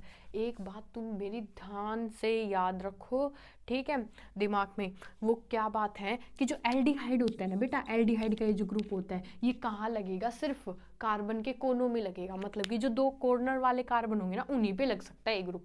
कौन सा? एल्डिहाइड। अगर बीच में लगा दोगे ना तो वो कुछ और बन जाएगा, अगर बीच में लगा दोगे तो वो कुछ और बन जाएगा। वो मैं बताऊंगी क्या बनेगा, याद रखना। ये कॉर्नर पे लगता है, कौन सा? एल्डिहाइड। डबल बॉन्ड लग गया O का और ये अपना मतलब H अपना लगा हुआ है। फिर बात आती है कार्बोक्सिलिक एसिड। कार्बोक्सिलिक एसिड में क्या होगा? कार्बोक्सिलिक एसिड में कुछ नहीं होगा, उसमें आपको ये पेयर दिखेगा कि कार्बन होगा उसके साथ डबल बॉन्ड ऑक्सीजन होगा और एक क्या लगा होगा? OH लगा होगा। अब अगर बात करोगे कीटोन, कीटोन में क्या होता है बेटा कि कार्बन के साथ सिर्फ एक डबल बॉन्ड O होगा, ये होता है बीच में, ये कभी कॉर्नर में नहीं हो सकता। क्योंकि अगर कॉर्नर में होगा तो एल्डिहाइड नहीं बन जाएगा। देख एल्डिहाइड और इसमें डिफरेंस क्या है? एल्डिहाइड का देख, एल्डिहाइड में है कार्बन उसके साथ एक H और डबल बॉन्ड O, यही तो है। और ये क्या है? ऐसे डबल बॉन्ड O, ठीक है। अगर मैं इसके साथ कॉर्नर में लिख दूँ, कॉर्नर में तो H लगेगा। जैसे ही इसके साथ H बन गया तो ये एल्डिहाइड ही नहीं बन गया, है ना। तो इसके साथ ये तो लगता है हमेशा बीच में, कोई भी चेन होगी उसके बीच में लगता है कीटोन, और एल्डिहाइड लगता है कॉर्नर पे। बस ये बात याद रखनी है कि एल्डिहाइड तो लगेगा कहाँ पर? कॉर्नर पर। और कीटोन कहाँ लगेगा? हमेशा बीच में लगेगा। कहाँ पर? बीच में लगेगा, ठीक है। बीच में कहीं पे भी लग जाएगा लेकिन कॉर्नर वाले कार्बन पे नहीं लगेगा। ये बात आपको समझ में आ गई। अब हम क्या करते हैं, इनके एग्जाम्पल्स देखते हैं कि इनके फंक्शनल ग्रुप के एग्जाम्पल्स देखते हैं। तो चलो देखिए। क्यों ना फंक्शनल ग्रुप के एग्जाम्पल देखने से पहले हम नोमेनक्लेचर कर ले। ओ जाने जाना ढूंढे नोमेनक्लेचर का दीवाना, सपनों में रोज आए आज जिंदगी में आना सनम। मतलब कि नोमेनक्लेचर अब तुम्हारी जिंदगी में ही आ जाएगा डायरेक्ट। देखो नोमेनक्लेचर ऑफ कार्बन कंपाउंड, तो हम नोमेनक्लेचर देख रहे हैं। लॉन्गेस्ट कॉन्टिन्यूस चेन, मतलब कि सबसे पहले हमारी लंबी चेन चुननी है हमें। बात कौन बनी यार, दोबारा शुरू कर, ठीक है चल दोबारा शुरू करते हैं। क्यों ना एग्जाम्पल देखने से पहले हम नोमेनक्लेचर भी समझ लें। अब मैम ये नोमेनक्लेचर क्या होता है? नोमेनक्लेचर होता है कि किसी भी स्ट्रक्चर का नामीकरण कैसे करेंगे, उसका नाम कैसे बनाएंगे। अब तुम्हें नोमेनक्लेचर भी आने लग जाएगा और तुम क्या गाना गाओगे? ओ जाने जाना ढूंढे मुझे दीवाना, सपनों में रोज आता था अब जिंदगी में आ गया, हाँ ना, है ना। तो देख नोमेनक्लेचर का मतलब नामीकरण करना। पहला पॉइंट क्या है मेरा? देख लॉन्गेस्ट कॉन्टिन्यूस चेन होनी चाहिए। लंबी चेन चुननी है। क्या चेन चुननी है? लंबी। अब लंबी चेन देखना, जैसे ये बेटा एग्जाम्पल है, इसमें दिखाती हूँ मैं। देख, एक तो चेन हो सकता है मैं ये वाली चुनूँ 1 2 3 4, जिसमें 4 कार्बन है ना, मतलब ये सीधी चेन चुन लूँ। एक और चेन है इसमें, ध्यान से देखो, देख 1 2 3 4 5 6, ये वाली चेन भी है। अब मैं ये वाली चुनूँ या ये वाली चुनूँ, तो जिसमें ज़्यादा कार्बन होंगे, मतलब जो ज़्यादा लंबी होगी वो वाली चुननी है। अब ज़्यादा लंबी कौन सी है? 1 2 3 4 5 6, ज़्यादा लंबी वाली तो ये वाली है मैम, तो ये वाली ही चुननी है इसमें। तो कौन सी चुननी है? ये वाली। तो सबसे पहला पॉइंट क्या था कि लॉन्गेस्ट कॉन्टिन्यूस चेन चुननी है। अब दूसरा पॉइंट क्या है? नंबरिंग। जो हमें नंबर देने, नंबर क्यों देना है? क्योंकि किसी भी चीज़ का नाम लिखेंगे ना, इसमें नाम लिखेंगे जब, तो नंबर देने होते हैं। अब तुम वो यहाँ से भी शुरू कर सकते हो 1 2 3 4, और यहाँ से भी 1 2 3 4 शुरू कर सकते हो। लेकिन इसने क्या कहा, एक्स्ट्रा कोई ग्रुप लगा होगा ना, उसको स्मॉल नंबर चाहिए। एक्स्ट्रा ग्रुप, जैसे कि एग्जांपल है बेटा, देख इसमें एक्स्ट्रा ग्रुप क्या हो सकता है? एक्स्ट्रा ग्रुप हो सकता है डबल और ट्रिपल बॉन्ड, हो सकता है फंक्शनल ग्रुप। तो यहाँ पर मेरा फंक्शनल ग्रुप लगा हुआ। फंक्शनल ग्रुप क्या लगा हुआ है? अपना क्लोरो, हेलोजन वाला क्या लगा हुआ है? क्लोरो। तो जहाँ पर मेरा एक्स्ट्रा ग्रुप लगा होगा उसको स्मॉल नंबर, मतलब कि यहाँ पे क्लोरो लगा हुआ है, तो अब की बार इसको 1 नंबर देना पड़ेगा। इसको 1 नंबर क्यों दिया? 1 नंबर तो इसको भी दे सकते थे, लेकिन यहाँ पर साफ साफ लिख दिया कि एक्स्ट्रा ग्रुप होगा उसको छोटा नंबर मिलेगा। ये एक्स्ट्रा ग्रुप था तो इसको छोटा नंबर दे दिया। अब 2 ये, मतलब यहाँ से ऐसे शुरू हो जाएगी 3 4 और ये 5 और ये, ठीक है। तो यहाँ से ऐसे करके शुरू हो गई। अब तीसरी बात आती है अल्फाबेटिकल ऑर्डर। क्या आता है? Alphabetical order. अल्फाबेटिकल ऑर्डर का मतलब क्या है? अब देखो, तुम दूसरा एग्जांपल देखो, जैसे कि तुमने अब इसमें तो चेन ये चुन ली, क्योंकि इसमें तो यही लंबी चेन है। एक चीज़ देखो तुम, मैम मैंने ये लंबी चेन तो चुन ली, बट मैं नंबरिंग कहाँ से करूँ? क्योंकि अब की बार तो दोनों साइड ही क्या आ गए मेरे? फंक्शनल ग्रुप आ गए। मैं नंबरिंग कहाँ से करूँ? यहाँ से करूँ या यहाँ से करूँ? अगर आप कभी भी ऐसे सिचुएशन में फंस जाए तो आपको यूज़ करना है अल्फाबेटिकल ऑर्डर। ये क्या है? ब्रोमो, और ये क्या है? क्लोरो। ब्रोमो क्या अल्फाबेटिकल ऑर्डर? बी है, और क्लोरो में क्या है? सी है। बी पहले आता है या सी? ऑफ कोर्स मैम बी आता है, इतनी तो इंग्लिश आती है ना। तो बी पहले आता है, तो फिर यहाँ से नंबर शुरू करना पड़ेगा 1 2 3 4। समझ में आ रहा है मैं कैसे बता रही हूँ? मैंने कहा था अल्फाबेटिकल ऑर्डर की, अल्फाबेट में पहले कौन आता है वहाँ से शुरू करेंगे, अगर कभी भी कोई ऐसी कंडीशन आपके सामने आ जाए तो। उसके बाद बात करी हमने अगर फंक्शनल ग्रुप लगाओ, जैसे इसमें Cl लगा है फंक्शनल ग्रुप, तो जो आपका नाम होगा ना, नाम, उसमें आपको सफिक्स और प्रीफिक्स का यूज करना होगा। देख पढ़, if functional group is present, अगर किसी भी स्ट्रक्चर में आपका फंक्शनल ग्रुप है तो आपको उसका नाम करना पड़ेगा, चाहे तो प्रीफिक्स या सफिक्स। अब ये प्रीफिक्स और सफिक्स क्या होता है? प्रीफिक्स लगता है नाम के आगे और सफिक्स लगता है नाम के पीछे। कैसे? देख, जो हेलोजन वाले हैं ना वो प्रीफिक्स में लगेंगे, मतलब नाम के आगे लगेंगे, और लगेगा क्या? क्लोरोब्रोमो। फॉर एग्जाम्पल दे रखा है मैंने क्लोरोप्रोपिन, तो देख नाम, ये नाम था प्रोपिन, इसके आगे लगा हुआ है क्लोरो, तो ये क्या हो गया? हमारा प्रीफिक्स हो गया। अब बात करते हैं सफिक्स। इसमें क्या लगेगा ये याद रखना, ये इसके सिंबल है। हेलोजन दिखाना है तो क्लोरो, ब्रोमो, आइडो लगेगा। अल्कोहल दिखाना है तो OL, एल्डिहाइड दिखाना है तो अल, कीटोन दिखाना है तो 1, कार्बोक्सिलिक एसिड दिखाना है तो ओइक एसिड लगेगा, ठीक है। अब इसका एग्जांपल जैसे ब्यूटेनोल, अब ओल पीछे क्यों लगा? क्योंकि ये सफिक्स है। अल पीछे क्यों लगा? क्योंकि ये सफिक्स है। 1 पीछे क्यों लगा? क्योंकि ये सफिक्स है। ओइक एसिड पीछे क्यों लगा? क्योंकि ये सफिक्स है। इतनी बात आ गई। अब देख, if carbon chain unsaturated then we use ene as a suffix. मतलब क्या है? अनसैचुरेटेड का मतलब क्या होता है? डबल या ट्रिपल बॉन्ड होगा, मतलब कि कोई भी ऐसा स्ट्रक्चर दिख जाए जिसमें डबल या ट्रिपल बॉन्ड हो तो हमें क्या यूज करना है? इन, या फिर क्या यूज करना है? याइन, है ना। सफिक्स का मतलब क्या मतलब है कि नाम के लास्ट में यूज होगा। अब तुम्हें ये छोटी मोटी बातें समझ में आ गई होगी। अब एग्जाम्पल से देखते हैं, फिर तुम्हें अच्छे तरीके से समझ में आएगा। देखना, देख बेटा, ये वाला समझ में आ गया था कि हमने ये लॉन्ग चेन चुनी है। फिर क्योंकि हमारा यहाँ पर एक्स्ट्रा ग्रुप, फंक्शनल ग्रुप लगा हुआ है, तो यहाँ से 1 2 3 4 5 6 ऐसे नाम चुन लिए। अब ये क्या हो गया? 6 कार्बन है, तो 6 कार्बन को क्या कहते हैं? Meth, eth, prop, but, pent, hex. Hex कहते हैं, यस मैम, इतना तो मुझे पता है, हेक्स कहते हैं। हेक्स कहते हैं तो यहाँ पे दिख रहा होगा, छोटा लिख देते हैं क्योंकि स्पेस नहीं है ना, तो हेक्स लिख दिया। अब हेक्स लिख दिया। अब ये जो सी नहीं है ना, तुम कहोगे कि इसके साथ तो और कोई बॉन्ड नहीं है, अगर तुम्हें ऐसे दिख रहा है तो ऐसे मान लेना कि यहाँ पे H लगे हुए हैं, यहाँ पे H3 लगा हुआ है, यहाँ पे H2 मतलब 2 H लगे हुए हैं, यहाँ पे 3 H लगे हुए हैं, ठीक है। हाँ, इतनी बात तुम्हें समझ में आ गई होगी। अब देख, अब ये सिंगल सिंगल बॉन्ड है तो क्या आएगा, एन आएगा मैम, ठीक है, तो एन लिख दिया, हेक्सेन, इसमें कोई दिक्कत नहीं होगी। अब मुझे लगाना है, मेरा एक्स्ट्रा ग्रुप तो यही है, अब इसका नाम रखना है। अब ये इसका नाम क्या है, क्लोरो है, Cl से मुझे पता है क्लोरो है, लेकिन ये लगेगा क्या, नाम के आगे या नाम के पीछे, बेटा ये नाम के आगे लगेगा।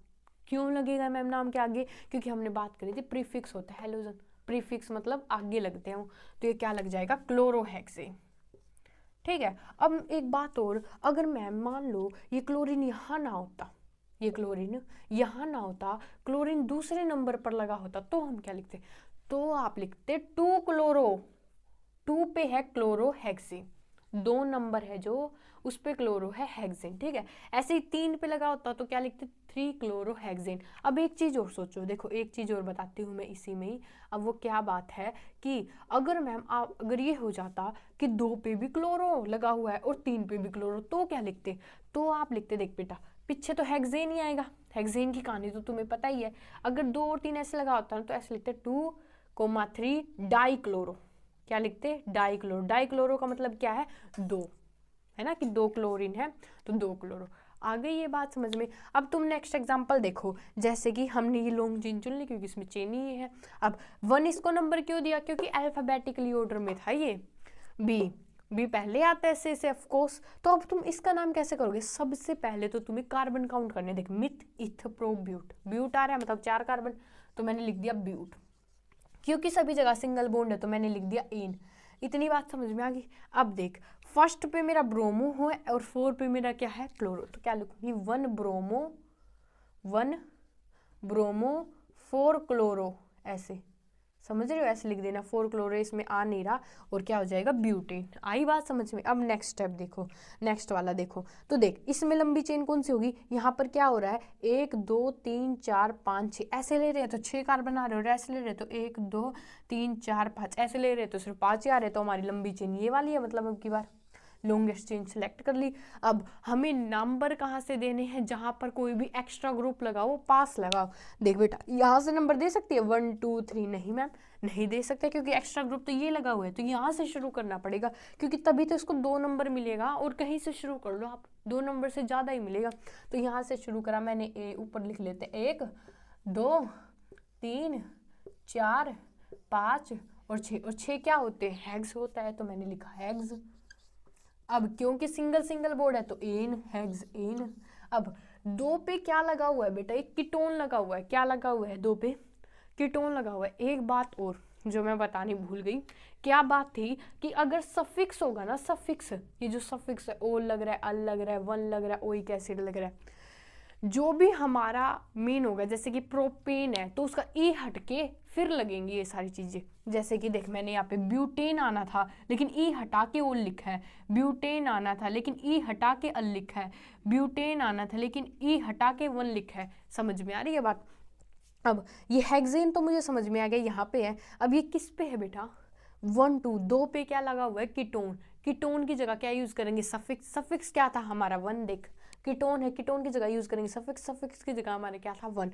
अब 1 कैसे यूज करेंगे, ये ई हटाएंगे और यहाँ पे लिख देंगे 2 नंबर पे है 1।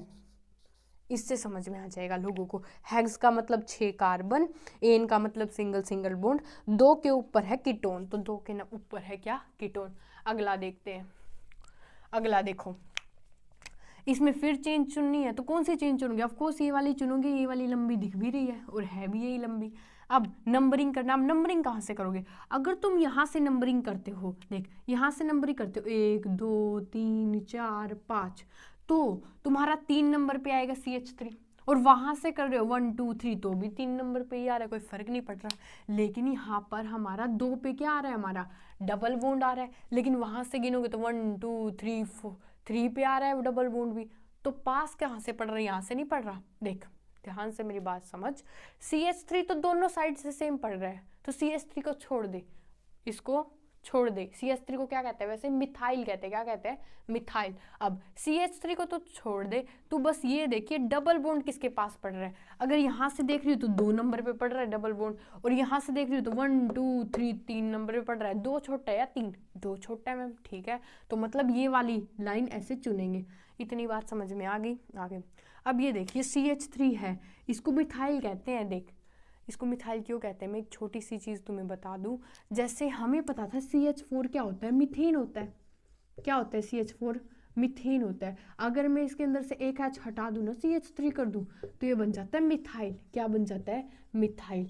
ऐसे ही जो हमारा इथेन होता है, उसका जो फॉर्मूला होगा उसमें से एक H हटा दोगे तो इथाइल बन जाएगा। ऐसे ही होता है propyl, butyl, pentyl, hexyl, heptyl, octyl, ठीक है। अब देख ये बात समझ में कि CH3 तो सेम जगह पे था, तो यहाँ से शुरू कर लो या यहाँ से, कोई दिक्कत वाली बात नहीं थी। दिक्कत किसने कर दी? दिक्कत इस डबल बॉन्ड ने कर दी। अब इस डबल बॉन्ड पे भी छोटा नंबर आना चाहिए था। यहाँ से शुरू कर रही हो तो 2 नंबर आ रहा है, यहाँ से शुरू कर रही हो तो 1 2 3 नंबर आ रहा है, तो 2 वाला सही है, ठीक है। तो नंबरिंग ये सही है। अब meth eth prop but pent, pent आ गया। अब देख डबल बॉन्ड है, डबल बॉन्ड कहाँ पे आया? डबल बॉन्ड आया 2 नंबर पे, तो लिखेंगे पेंट टू इन, कि 2 पे तो है इन। फिर 3 पे क्या था अपना? 3 पे ये आगे लिखेंगे, 3 पे क्या है अपना? मिथाइल। मैंने क्या कहा था, एक बात बताई थी मैंने कि सफिक्स में क्या लगेंगी चीज़ें? सिर्फ फंक्शनल ग्रुप की लगेंगी, ये वाली, ये। और क्या लगेंगी? इन या इन, और ये जो मिथाइल है, प्रोपाइल है, ये आगे लगते हैं। ये कहाँ लगेंगे? आगे लगेंगे। समझ में आई बात? अब चलो एक ये और देखते हैं, 2 और।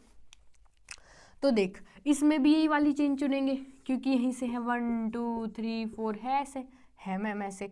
अब तुम बताओ क्या ये मैंने नंबरिंग सही लिखी है? देख यहाँ से मैं चुन रही हूँ तो 2 पे आ रहा है क्लोरो, लेकिन 3 पे आ रहा है मेरा ट्रिपल बॉन्ड। तो इम्पोर्टेंट क्या है ज़्यादा, क्लोरो इम्पोर्टेंट है या ट्रिपल बॉन्ड इम्पोर्टेंट है? ये बताओ बेटा। सबसे ज़्यादा इम्पोर्टेंट है फंक्शनल ग्रुप। फंक्शनल ग्रुप कहाँ पे लगाओ? फंक्शनल ग्रुप लगाओ ये। तो यहाँ से शुरू करना है अब की बार, 1 2, यहाँ से मत कर देना। इंपॉर्टेंट ट्रिपल बॉन्ड और डबल बॉन्ड भी है, लेकिन फंक्शनल ग्रुप ज़्यादा इंपॉर्टेंट है इससे, इसलिए फंक्शनल ग्रुप को ज़्यादा छोटा नंबर देना है। इसलिए मैंने क्या करा, यहाँ से नंबर शुरू करा 1 2 3 4। अब 4 कार्बन तो क्या हो गया? मिथ इथ प्रो ब्यूट आ गया, ब्यूट। अब ब्यूट के बाद तीसरे नंबर पे क्या है मेरा? Triple bond. तो 3 और ट्रिपल बॉन्ड है तो याइन लिख देना है। ये बात समझ में आ गई? अब सेकंड नंबर पे क्या है मेरा? क्लोरो। आई होप आपको ये समझ में आ रहा होगा, और अगर नहीं आ रहा तो कमेंट जरूर करें। इसके रिगार्डिंग हम एक अलग से वीडियो और बना देंगे आपके लिए, ठीक है। अब देखो ये वाला एग्जाम्पल है, ये वाला भी मैं तुम्हें करवा ही देती हूँ।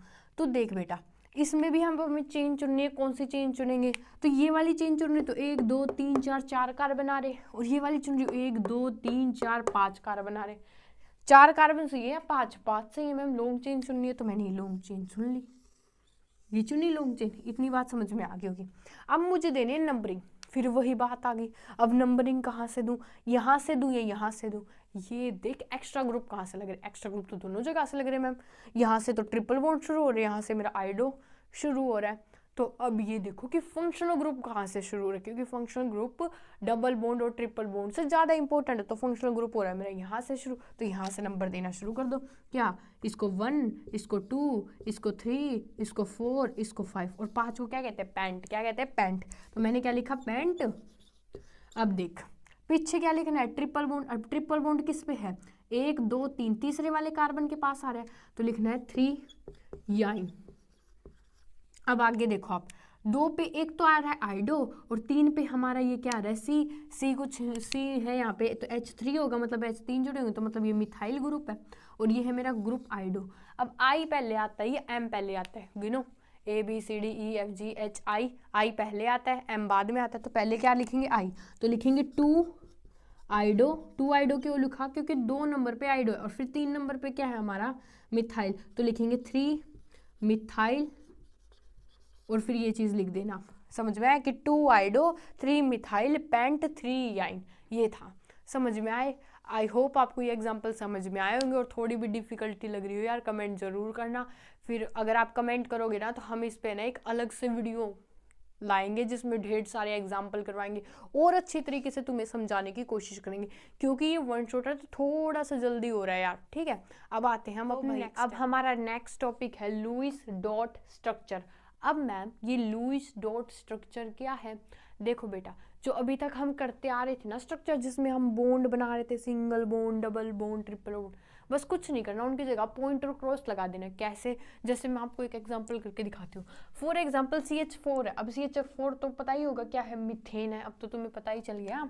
तो मीथेन है, तो जैसे मैंने एक कार्बन बनाया, अभी तक हम क्या कर रहे थे, अभी तक हम ऐसे करके बॉन्ड बना रहे थे। अब ये बॉन्ड नहीं बनाना, क्या करना है, कार्बन के इलेक्ट्रॉन तो दिखाने हैं क्रॉस से, किससे, क्रॉस से भी दिखा दिए, और हाइड्रोजन के दिखाने हैं पॉइंट से, किससे, पॉइंट से।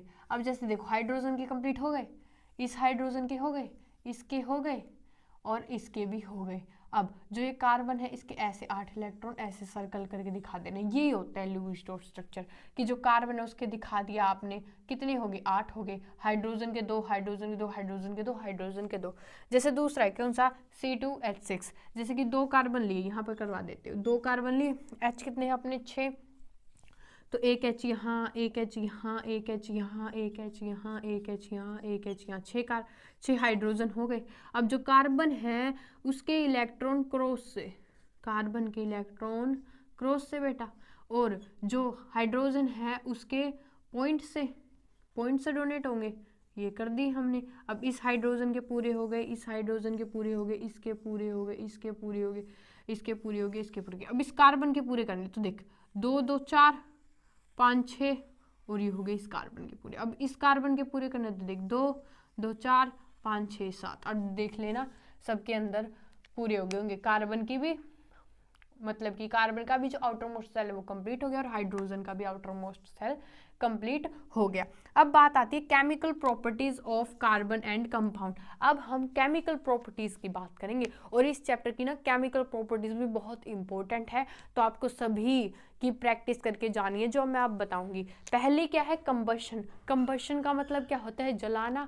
जैसे कि कोई भी कार्बन है, मीथेन है, इथेन है, प्रोपेन है, उनको जलाना। जलाओगे तो किससे रिएक्ट होंगे, ऑक्सीजन से रिएक्ट होंगे। क्यों? क्योंकि एयर में ऑक्सीजन प्रेजेंट है। तो कार्बन की किसके साथ रिएक्शन करवाई, ऑक्सीजन के साथ, तो क्या बना, CO2 और हीट एंड लाइट। क्या बना, हीट एंड लाइट। अब इसकी जगह मीथेन ले लो, इथेन ले लो, प्रोपेन ले लो, ब्यूटेन ले लो, कुछ भी ले लो, उसकी अगर आप ऑक्सीजन के साथ रिएक्शन करवाओगे तो क्या बनेगा, CO2 H2 heat and light. अब इसमें याद क्या रखना है, इसमें याद रखना है प्रोडक्ट। क्या याद रखना है, प्रोडक्ट। पहली बात तो ये याद होनी चाहिए कि मीथेन, इथेन, प्रोपेन कुछ भी आ जाए, उसकी ऑक्सीजन से रिएक्शन होती हो, तो जो मेरा प्रोडक्ट है ना, जो मेरा प्रोडक्ट है वो 3 ही चीज़ें बनेगी। क्या, carbon dioxide, water and heat and light. क्या, carbon dioxide, water and heat and light. अब आती है ऑक्सीडेशन रिएक्शन। ये कौन सी है, दूसरी रिएक्शन हमारी ऑक्सीडेशन भैया। अब देखो इथेनॉल है ना, जो इथेनॉल, ये इथेनॉल अब आपको समझ में आ रहा होगा, मिथ इथ, तो इथ आ गया, सिंगल सिंगल बॉन्ड होंगे तो एन आ गया, OH ग्रुप लगा हुआ, अल्कोहल ग्रुप, तो क्या आ गया पीछे, ओल आ गया, सफिक्स लग गया है ना, सफिक्स लग गया। अब ये जो इथेनॉल है, जब हमने इसकी रिएक्शन KMnO4 और K2Cr2O7 से करवाई है ना, अब पोटेशियम परमैंगनेट है ना, पोटेशियम डाइक्रोमेट से करवाई, तब मेरा क्या बना, इथेनोइक एसिड बना। इथेनोइक एसिड का मतलब क्या था, ये देख, ये जो H2 थे ना, एक्चुअली में मेरे क्या लगे हुए थे बेटा, ऐसे H लगे होंगे इसके, यस मैम ऐसे लगे होंगे। तो इसने क्या करा, इसने इन 2 H को हटा दिया। ये जो रिएक्शन हुई ना KMnO4 K2Cr2O7, इसने ये 2 H हटा के और डबल O लगा दिया, जिससे क्या बन गया, इथेनोइक एसिड बन गया, कार्बोक्सिलिक एसिड बन गया। क्या करा, ये 2 H हटा दिए बेटा इसने, और उसकी जगह पे डबल बॉन्ड O लगा दिया। बस ये पता होना चाहिए, और ये रिएक्शन की प्रैक्टिस करके जानी पड़ेगी। फिर आती है एडिशन रिएक्शन। कौन सी आती है, एडिशन रिएक्शन। एडिशन रिएक्शन में क्या करा, जैसे कि इसकी जो ये वेजिटेबल ऑयल है, इसकी मैंने रिएक्शन करवाई निकल की प्रेजेंट में, निकल मेरा यहाँ पे कैटलिस्ट है, और H2 के साथ करवाई। अब H2 क्या करेगा बेटा, ये निकल क्या करेंगे, ये इसके बॉन्ड तोड़ देंगे। क्या कर दिया, बॉन्ड तोड़ दिया और सिंगल में कन्वर्ट कर दिया। अब सिंगल में कन्वर्ट करोगे मैम, एक अगर इसका बॉन्ड हटा दोगे, फिर तो इसके पास इलेक्ट्रॉन्स की कमी रह जाएगी, तो उसके लिए 2 हाइड्रोजन लगा दी। अब देखो अब कंप्लीट है ये, समझ में क्या करा इसने, निकल और H2 ने इसका बॉन्ड तोड़ दिया और सिंगल बॉन्ड में कन्वर्ट कर दिया ये, और जहाँ पर इलेक्ट्रॉन्स की कमी रही वहाँ पे H लगा दिए, वहाँ पर H लगा दिए, देखो ये H2 ऐसे ऐड हुआ। समझ में आई बात। अब आती है सब्स्टिट्यूशन रिएक्शन। कौन सी आती है? Substitution reaction. सब्स्टिट्यूशन रिएक्शन क्या होती है? तो ये देख बेटा, ये मीथेन था, मीथेन की आपने रिएक्शन किसके साथ करवाई? क्लोरीन के साथ। अब इसमें सबसे इंपॉर्टेंट क्या है सब्स्टिट्यूशन रिएक्शन में? कि ये प्रेजेंस ऑफ सनलाइट में ही होगी ये रिएक्शन। समझ में आई बात? कब होगी? Presence of sunlight. जब सनलाइट की हमारे यहाँ पे प्रेजेंस थी तो हमारे क्या बना? मिथाइल क्लोराइड, और फिर क्या बना हमारा? Hydrochloric acid. आगे बात समझ में? अब ये जो रिएक्शंस है ना, ये तुम्हें कब याद होगी? ये तुम्हें जब याद होगी जब तुम इनकी करोगे प्रैक्टिस। 10-10 बार लिख के देखनी एक एक रिएक्शन। इसके बाद 2 रिएक्शन हो रहे बेटा, और वो भी बहुत इंपॉर्टेंट। कौन कौन सी? इथेनोइक वाली है ना, वैसी रिएक्शंस है। वो जो रिएक्शन है ना वो भी बहुत इंपॉर्टेंट है, आपको ये 10-10 बार लिख के देखनी है, क्योंकि जैसे कि स्टेरिफिकेशन है, बहुत ज़्यादा चांसेस है कि आपके एग्जाम में आए। तो चलिए अब नेक्स्ट स्टेप पे चलते हैं हम अपने next topic ethanol and ethanoic acid की रिएक्शंस देखने के लिए, और सोप एंड डिटर्जेंट के बारे में भी देखने के लिए। इसके बाद आपका ये चैप्टर एंड हो जाएगा। तो देखते हैं। देखो जो ये इथेनॉल है ना, इथेनॉल, इसका फॉर्मूला क्या है बेटा? C2H5OH है। क्या फॉर्मूला है इसका? C2H5OH, याद होना चाहिए। अब ये जो इथेनॉल है ना, इसकी हमने रिएक्शन अलग अलग तरीके से करवा के देखी। पहले हमने क्या करा? हमने ये इथेनॉल लिया। इथेनॉल को ऐसे भी लिख सकते हैं और ऐसे भी। बात तो यही है, कार्बन 2 है, देखो यहाँ पर भी कार्बन 2 है, हाइड्रोजन 5 है, यहाँ पर भी हाइड्रोजन 5 है, 3 2 5 है, यहाँ पर भी अपना एल्कोहल ग्रुप लगा हुआ है, यहाँ पर भी अपना एल्कोहल ग्रुप लगा हुआ है। अब देख हुआ क्या, जैसे ही मैंने इथेनॉल को लिया, उसके अंदर है ना मैंने हॉट कंसनट्रेटेड H2SO4 डाल दिया, और 443 केल्विन मैंने टेम्परेचर रखा। जब ये चीज़ मैंने रखी और रिएक्शन करवाई तो मुझे क्या मिला? मुझे मिला मेरा इथीन। क्या मिला मुझे? मेरा इथीन, और साथ में क्या मिला? पानी। तो ये रिएक्शन पता होनी चाहिए। वो कहेगा इथेनॉल में तुमने कंसनट्रेटेड H2SO4 डाला और इस टेम्परेचर पे डाला, बताओ तुम्हें क्या मिला? तो तुम कहोगे इथीन मिला। अब ये यहाँ पे इथीन क्या है? अनसैचुरेटेड कंपाउंड है। अब आप पूछोगे अनसैचुरेटेड कंपाउंड क्या होता है? थप्पड़ लगाऊंगी। अनसैचुरेटेड तुम्हें पता होना चाहिए क्या है अनसैचुरेटेड। अनसैचुरेटेड वो कंपाउंड है जिसमें, बोलो बोलो बोलो, डबल और ट्रिपल बॉन्ड होते हैं। बताया तो था कि सैचुरेटेड मतलब सिंगल बॉन्ड और अनसैचुरेटेड मतलब डबल और ट्रिपल बॉन्ड। Very good. तो देख ये डबल बॉन्ड है, डबल बॉन्ड है, तो ये कौन सा हो गया? अनसैचुरेटेड हो गया। हाँ, तो ये अनसैचुरेटेड की फॉर्मेशन कर दी। किसने फॉर्मेशन करी बेटा? इथेनॉल ने की। किसने? इथेनॉल ने। फिर मैंने इथेनॉल के साथ सोडियम की रिएक्शन करवा दी। किसके साथ? सोडियम की। मैंने देखते भाई सोडियम की रिएक्शन करवा के तो मुझे सोल्ट मिला। क्या मिला? मुझे सोल्ट मिला। और सोडियम, सोल्ट का नाम क्या था? सोडियम इथ ऑक्साइड। क्या था? सोडियम इथ ऑक्साइड। और साथ में मेरे H2 गैस जो थी वो क्या हुई? रिलीज हुई। क्या हुई? रिलीज हुई। तो ये पूछेंगे कि जब इथेनॉल था सोडियम के साथ रिएक्ट हुआ तो क्या बना? तो आपको लिखना होगा सोल्ट बना और H2। और ये पता होना चाहिए सोल्ट, ये फॉर्मूला पता होना चाहिए। ठीक है, फॉर्मूला याद करके जाना। अब दूसरी बात आती है इथेनोइक एसिड। अब ऐसे इथेनोइक एसिड के साथ करा, इसकी अलग अलग रिएक्शन करवा के देखी। पहली जो इसकी रिएक्शन है, फेमस रिएक्शन है स्टेरिफिकेशन, इंपॉर्टेंट रिएक्शन है, पेपर में पूछी जाती है ना। तो इस पर तो 10 स्टार कर लेना, 10। अब ये जो स्टेरिफिकेशन है इसमें क्या हुआ? मैंने क्या लिया? इथेनॉल लिया। क्या लिया? इथेनॉल। उसके साथ क्या लिया? इथेनोइक एसिड, और उन दोनों को मिला दिया। क्या लिया हमने? इथेनॉल लिया और इथेनोइक एसिड। इथेनॉल ये ऊपर वाला C2H5OH, और इथेनोइक एसिड ये इथेनोइक एसिड। ये जब दोनों मिलाए मैंने एज प्रेजेंस ऑफ किसकी प्रेजेंस में? एसिड। अब एसिड H2SO4 ले सकते हो आप कंसनट्रेटेड। जब मैंने एसिड की प्रेजेंस करी तो मेरा ईस्टर बना बेटा। बहुत इंपॉर्टेंट है ईस्टर का फॉर्मूला भी, वो पूछेगा ईस्टर की फॉर्मेशन कैसे हुई, तो तुम्हें बताना पड़ेगा स्टेरिफिकेशन रिएक्शन से। अब वो पूछेगा स्टेरिफिकेशन क्या होता है, तो तुम्हें बताना पड़ेगा ethanol plus ethanoic acid in the presence of acid, है ना। Ethanoic acid in the presence of acid. जब ये रिएक्शन हुई तब मेरा क्या बना? एस्टर बना। अब देख अब क्या करा उसने, ये जो इथेनोइक एसिड था ना बेटा, ये CH3COOH, इसकी रिएक्शन बेस के साथ करवाती। किसके साथ रिएक्शन करवाती? बेस के साथ। देख ये तो रहा इथेनोइक एसिड, इसकी रिएक्शन करवा बेस। अब ये कैसे पता चलता है ये बेस है? क्योंकि इसमें OH लगा हुआ है ना। बताया तो था जब सेकंड चैप्टर का 1 शॉट डाला था एसिड बेस एंड सोल्ट का, बताया नहीं था कि जहाँ पर OH दिख जाए वो बेस और जहाँ पर H दिख जाए वो एसिड। फॉर एग्जाम्पल जैसे HCl है, तो H दिख रहा है तो एसिड, H2SO4 है, H दिख रहा है तो एसिड, NaOH है, OH दिख रहा है तो बेस, KOH है, OH दिख रहा है तो बेस। जब मैंने इथेनोइक एसिड की बेस के साथ रिएक्शन करवाई तो मुझे सोल्ट मिला और क्या मिला, पानी। क्या मिला, सोल्ट और पानी। फिर मैंने क्या करा, ये जो मेरा था ना इथेनोइक एसिड CH3COOH, इसकी रिएक्शन मैंने कार्बोनेट और हाइड्रोजन कार्बोनेट के से करवा के देखी। जब मैंने लिया यहाँ पे कौन सा, कार्बोनेट, और ये हाइड्रोजन कार्बोनेट, इसको कार्बोनेट क्यों कहते हैं, CO3 इसमें, और इसमें HCO3 है, हाइड्रोजन कार्बोनेट, और ये सिर्फ कार्बोनेट। दोनों के साथ रिएक्शन करवा के देखिए, सेम रिजल्ट मिल रहा था। दोनों में सॉल्ट मिल रहा था, पानी मिल रहा था, ये H2 है, और क्या मिल रहा था अपना, CO2 मिल रहा था। दोनों में CO2 गैस रिलीज हो रही थी। तो ये रिएक्शन लिख लिख के 10-10 बार तब याद होंगी ये, और पेपर के टाइम पे जरूर करके जाना ये, क्योंकि इनमें से एक तो पक्का ही आने वाली है आपके पेपर में। ठीक है, अब अगला टॉपिक है, लास्ट टॉपिक इस चैप्टर का, नाउ सोप्स एंड डिटर्जेंट। देखो ये है ना, ये जो टॉपिक है सोप एंड डिटर्जेंट, ये स्कूलों में भी इतना अच्छे तरीके से नहीं पढ़ाया जाता, क्योंकि मेन बात ये पेपर में पूछा ही नहीं जाता।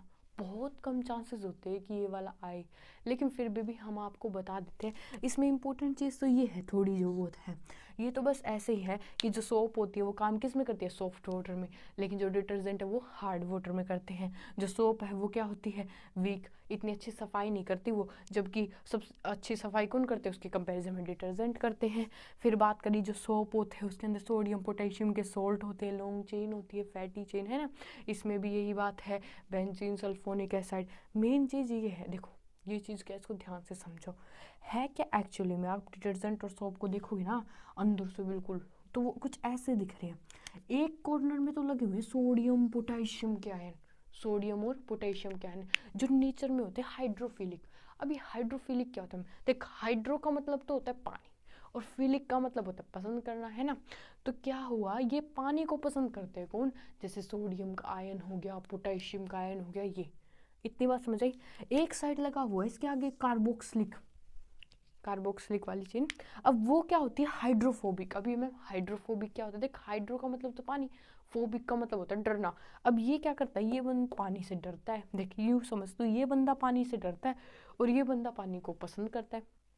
अब होता क्या है बेटा, जैसे मान ले कोई भी कपड़ा है, ये कोई कपड़ा है, ठीक है, अब इस पे कुछ दाग लग गया, अब उसको साफ करना है, तो साफ करने के लिए है ना इसको डाला जाएगा साबुन, और वही तो है डिटर्जेंट। जैसे ही इसको डाला जाएगा तो ये तो पानी में डूबना पसंद करेगा, और ये भागेगा कि नहीं नहीं नहीं नहीं मुझे पानी नहीं चाहिए। तो जो भी दाग धब्बा होगा, मान लो मेरी ऑयल की ड्रॉपलेट गिरी हुई है, ठीक है, कोई कपड़ा उस पर ऑयल की ड्रॉपलेट है, तेल लगा हुआ है, तो ये क्या करेगा, उस तेल के अंदर घुस जाएगा, ये वाला पार्ट, ये वाला तेल के अंदर क्यों घुसेगा, क्योंकि तेल के अंदर तो पानी नहीं होगा ना, और इसको लगता है पानी से डर, इस वजह से ये ऐसा करेगा।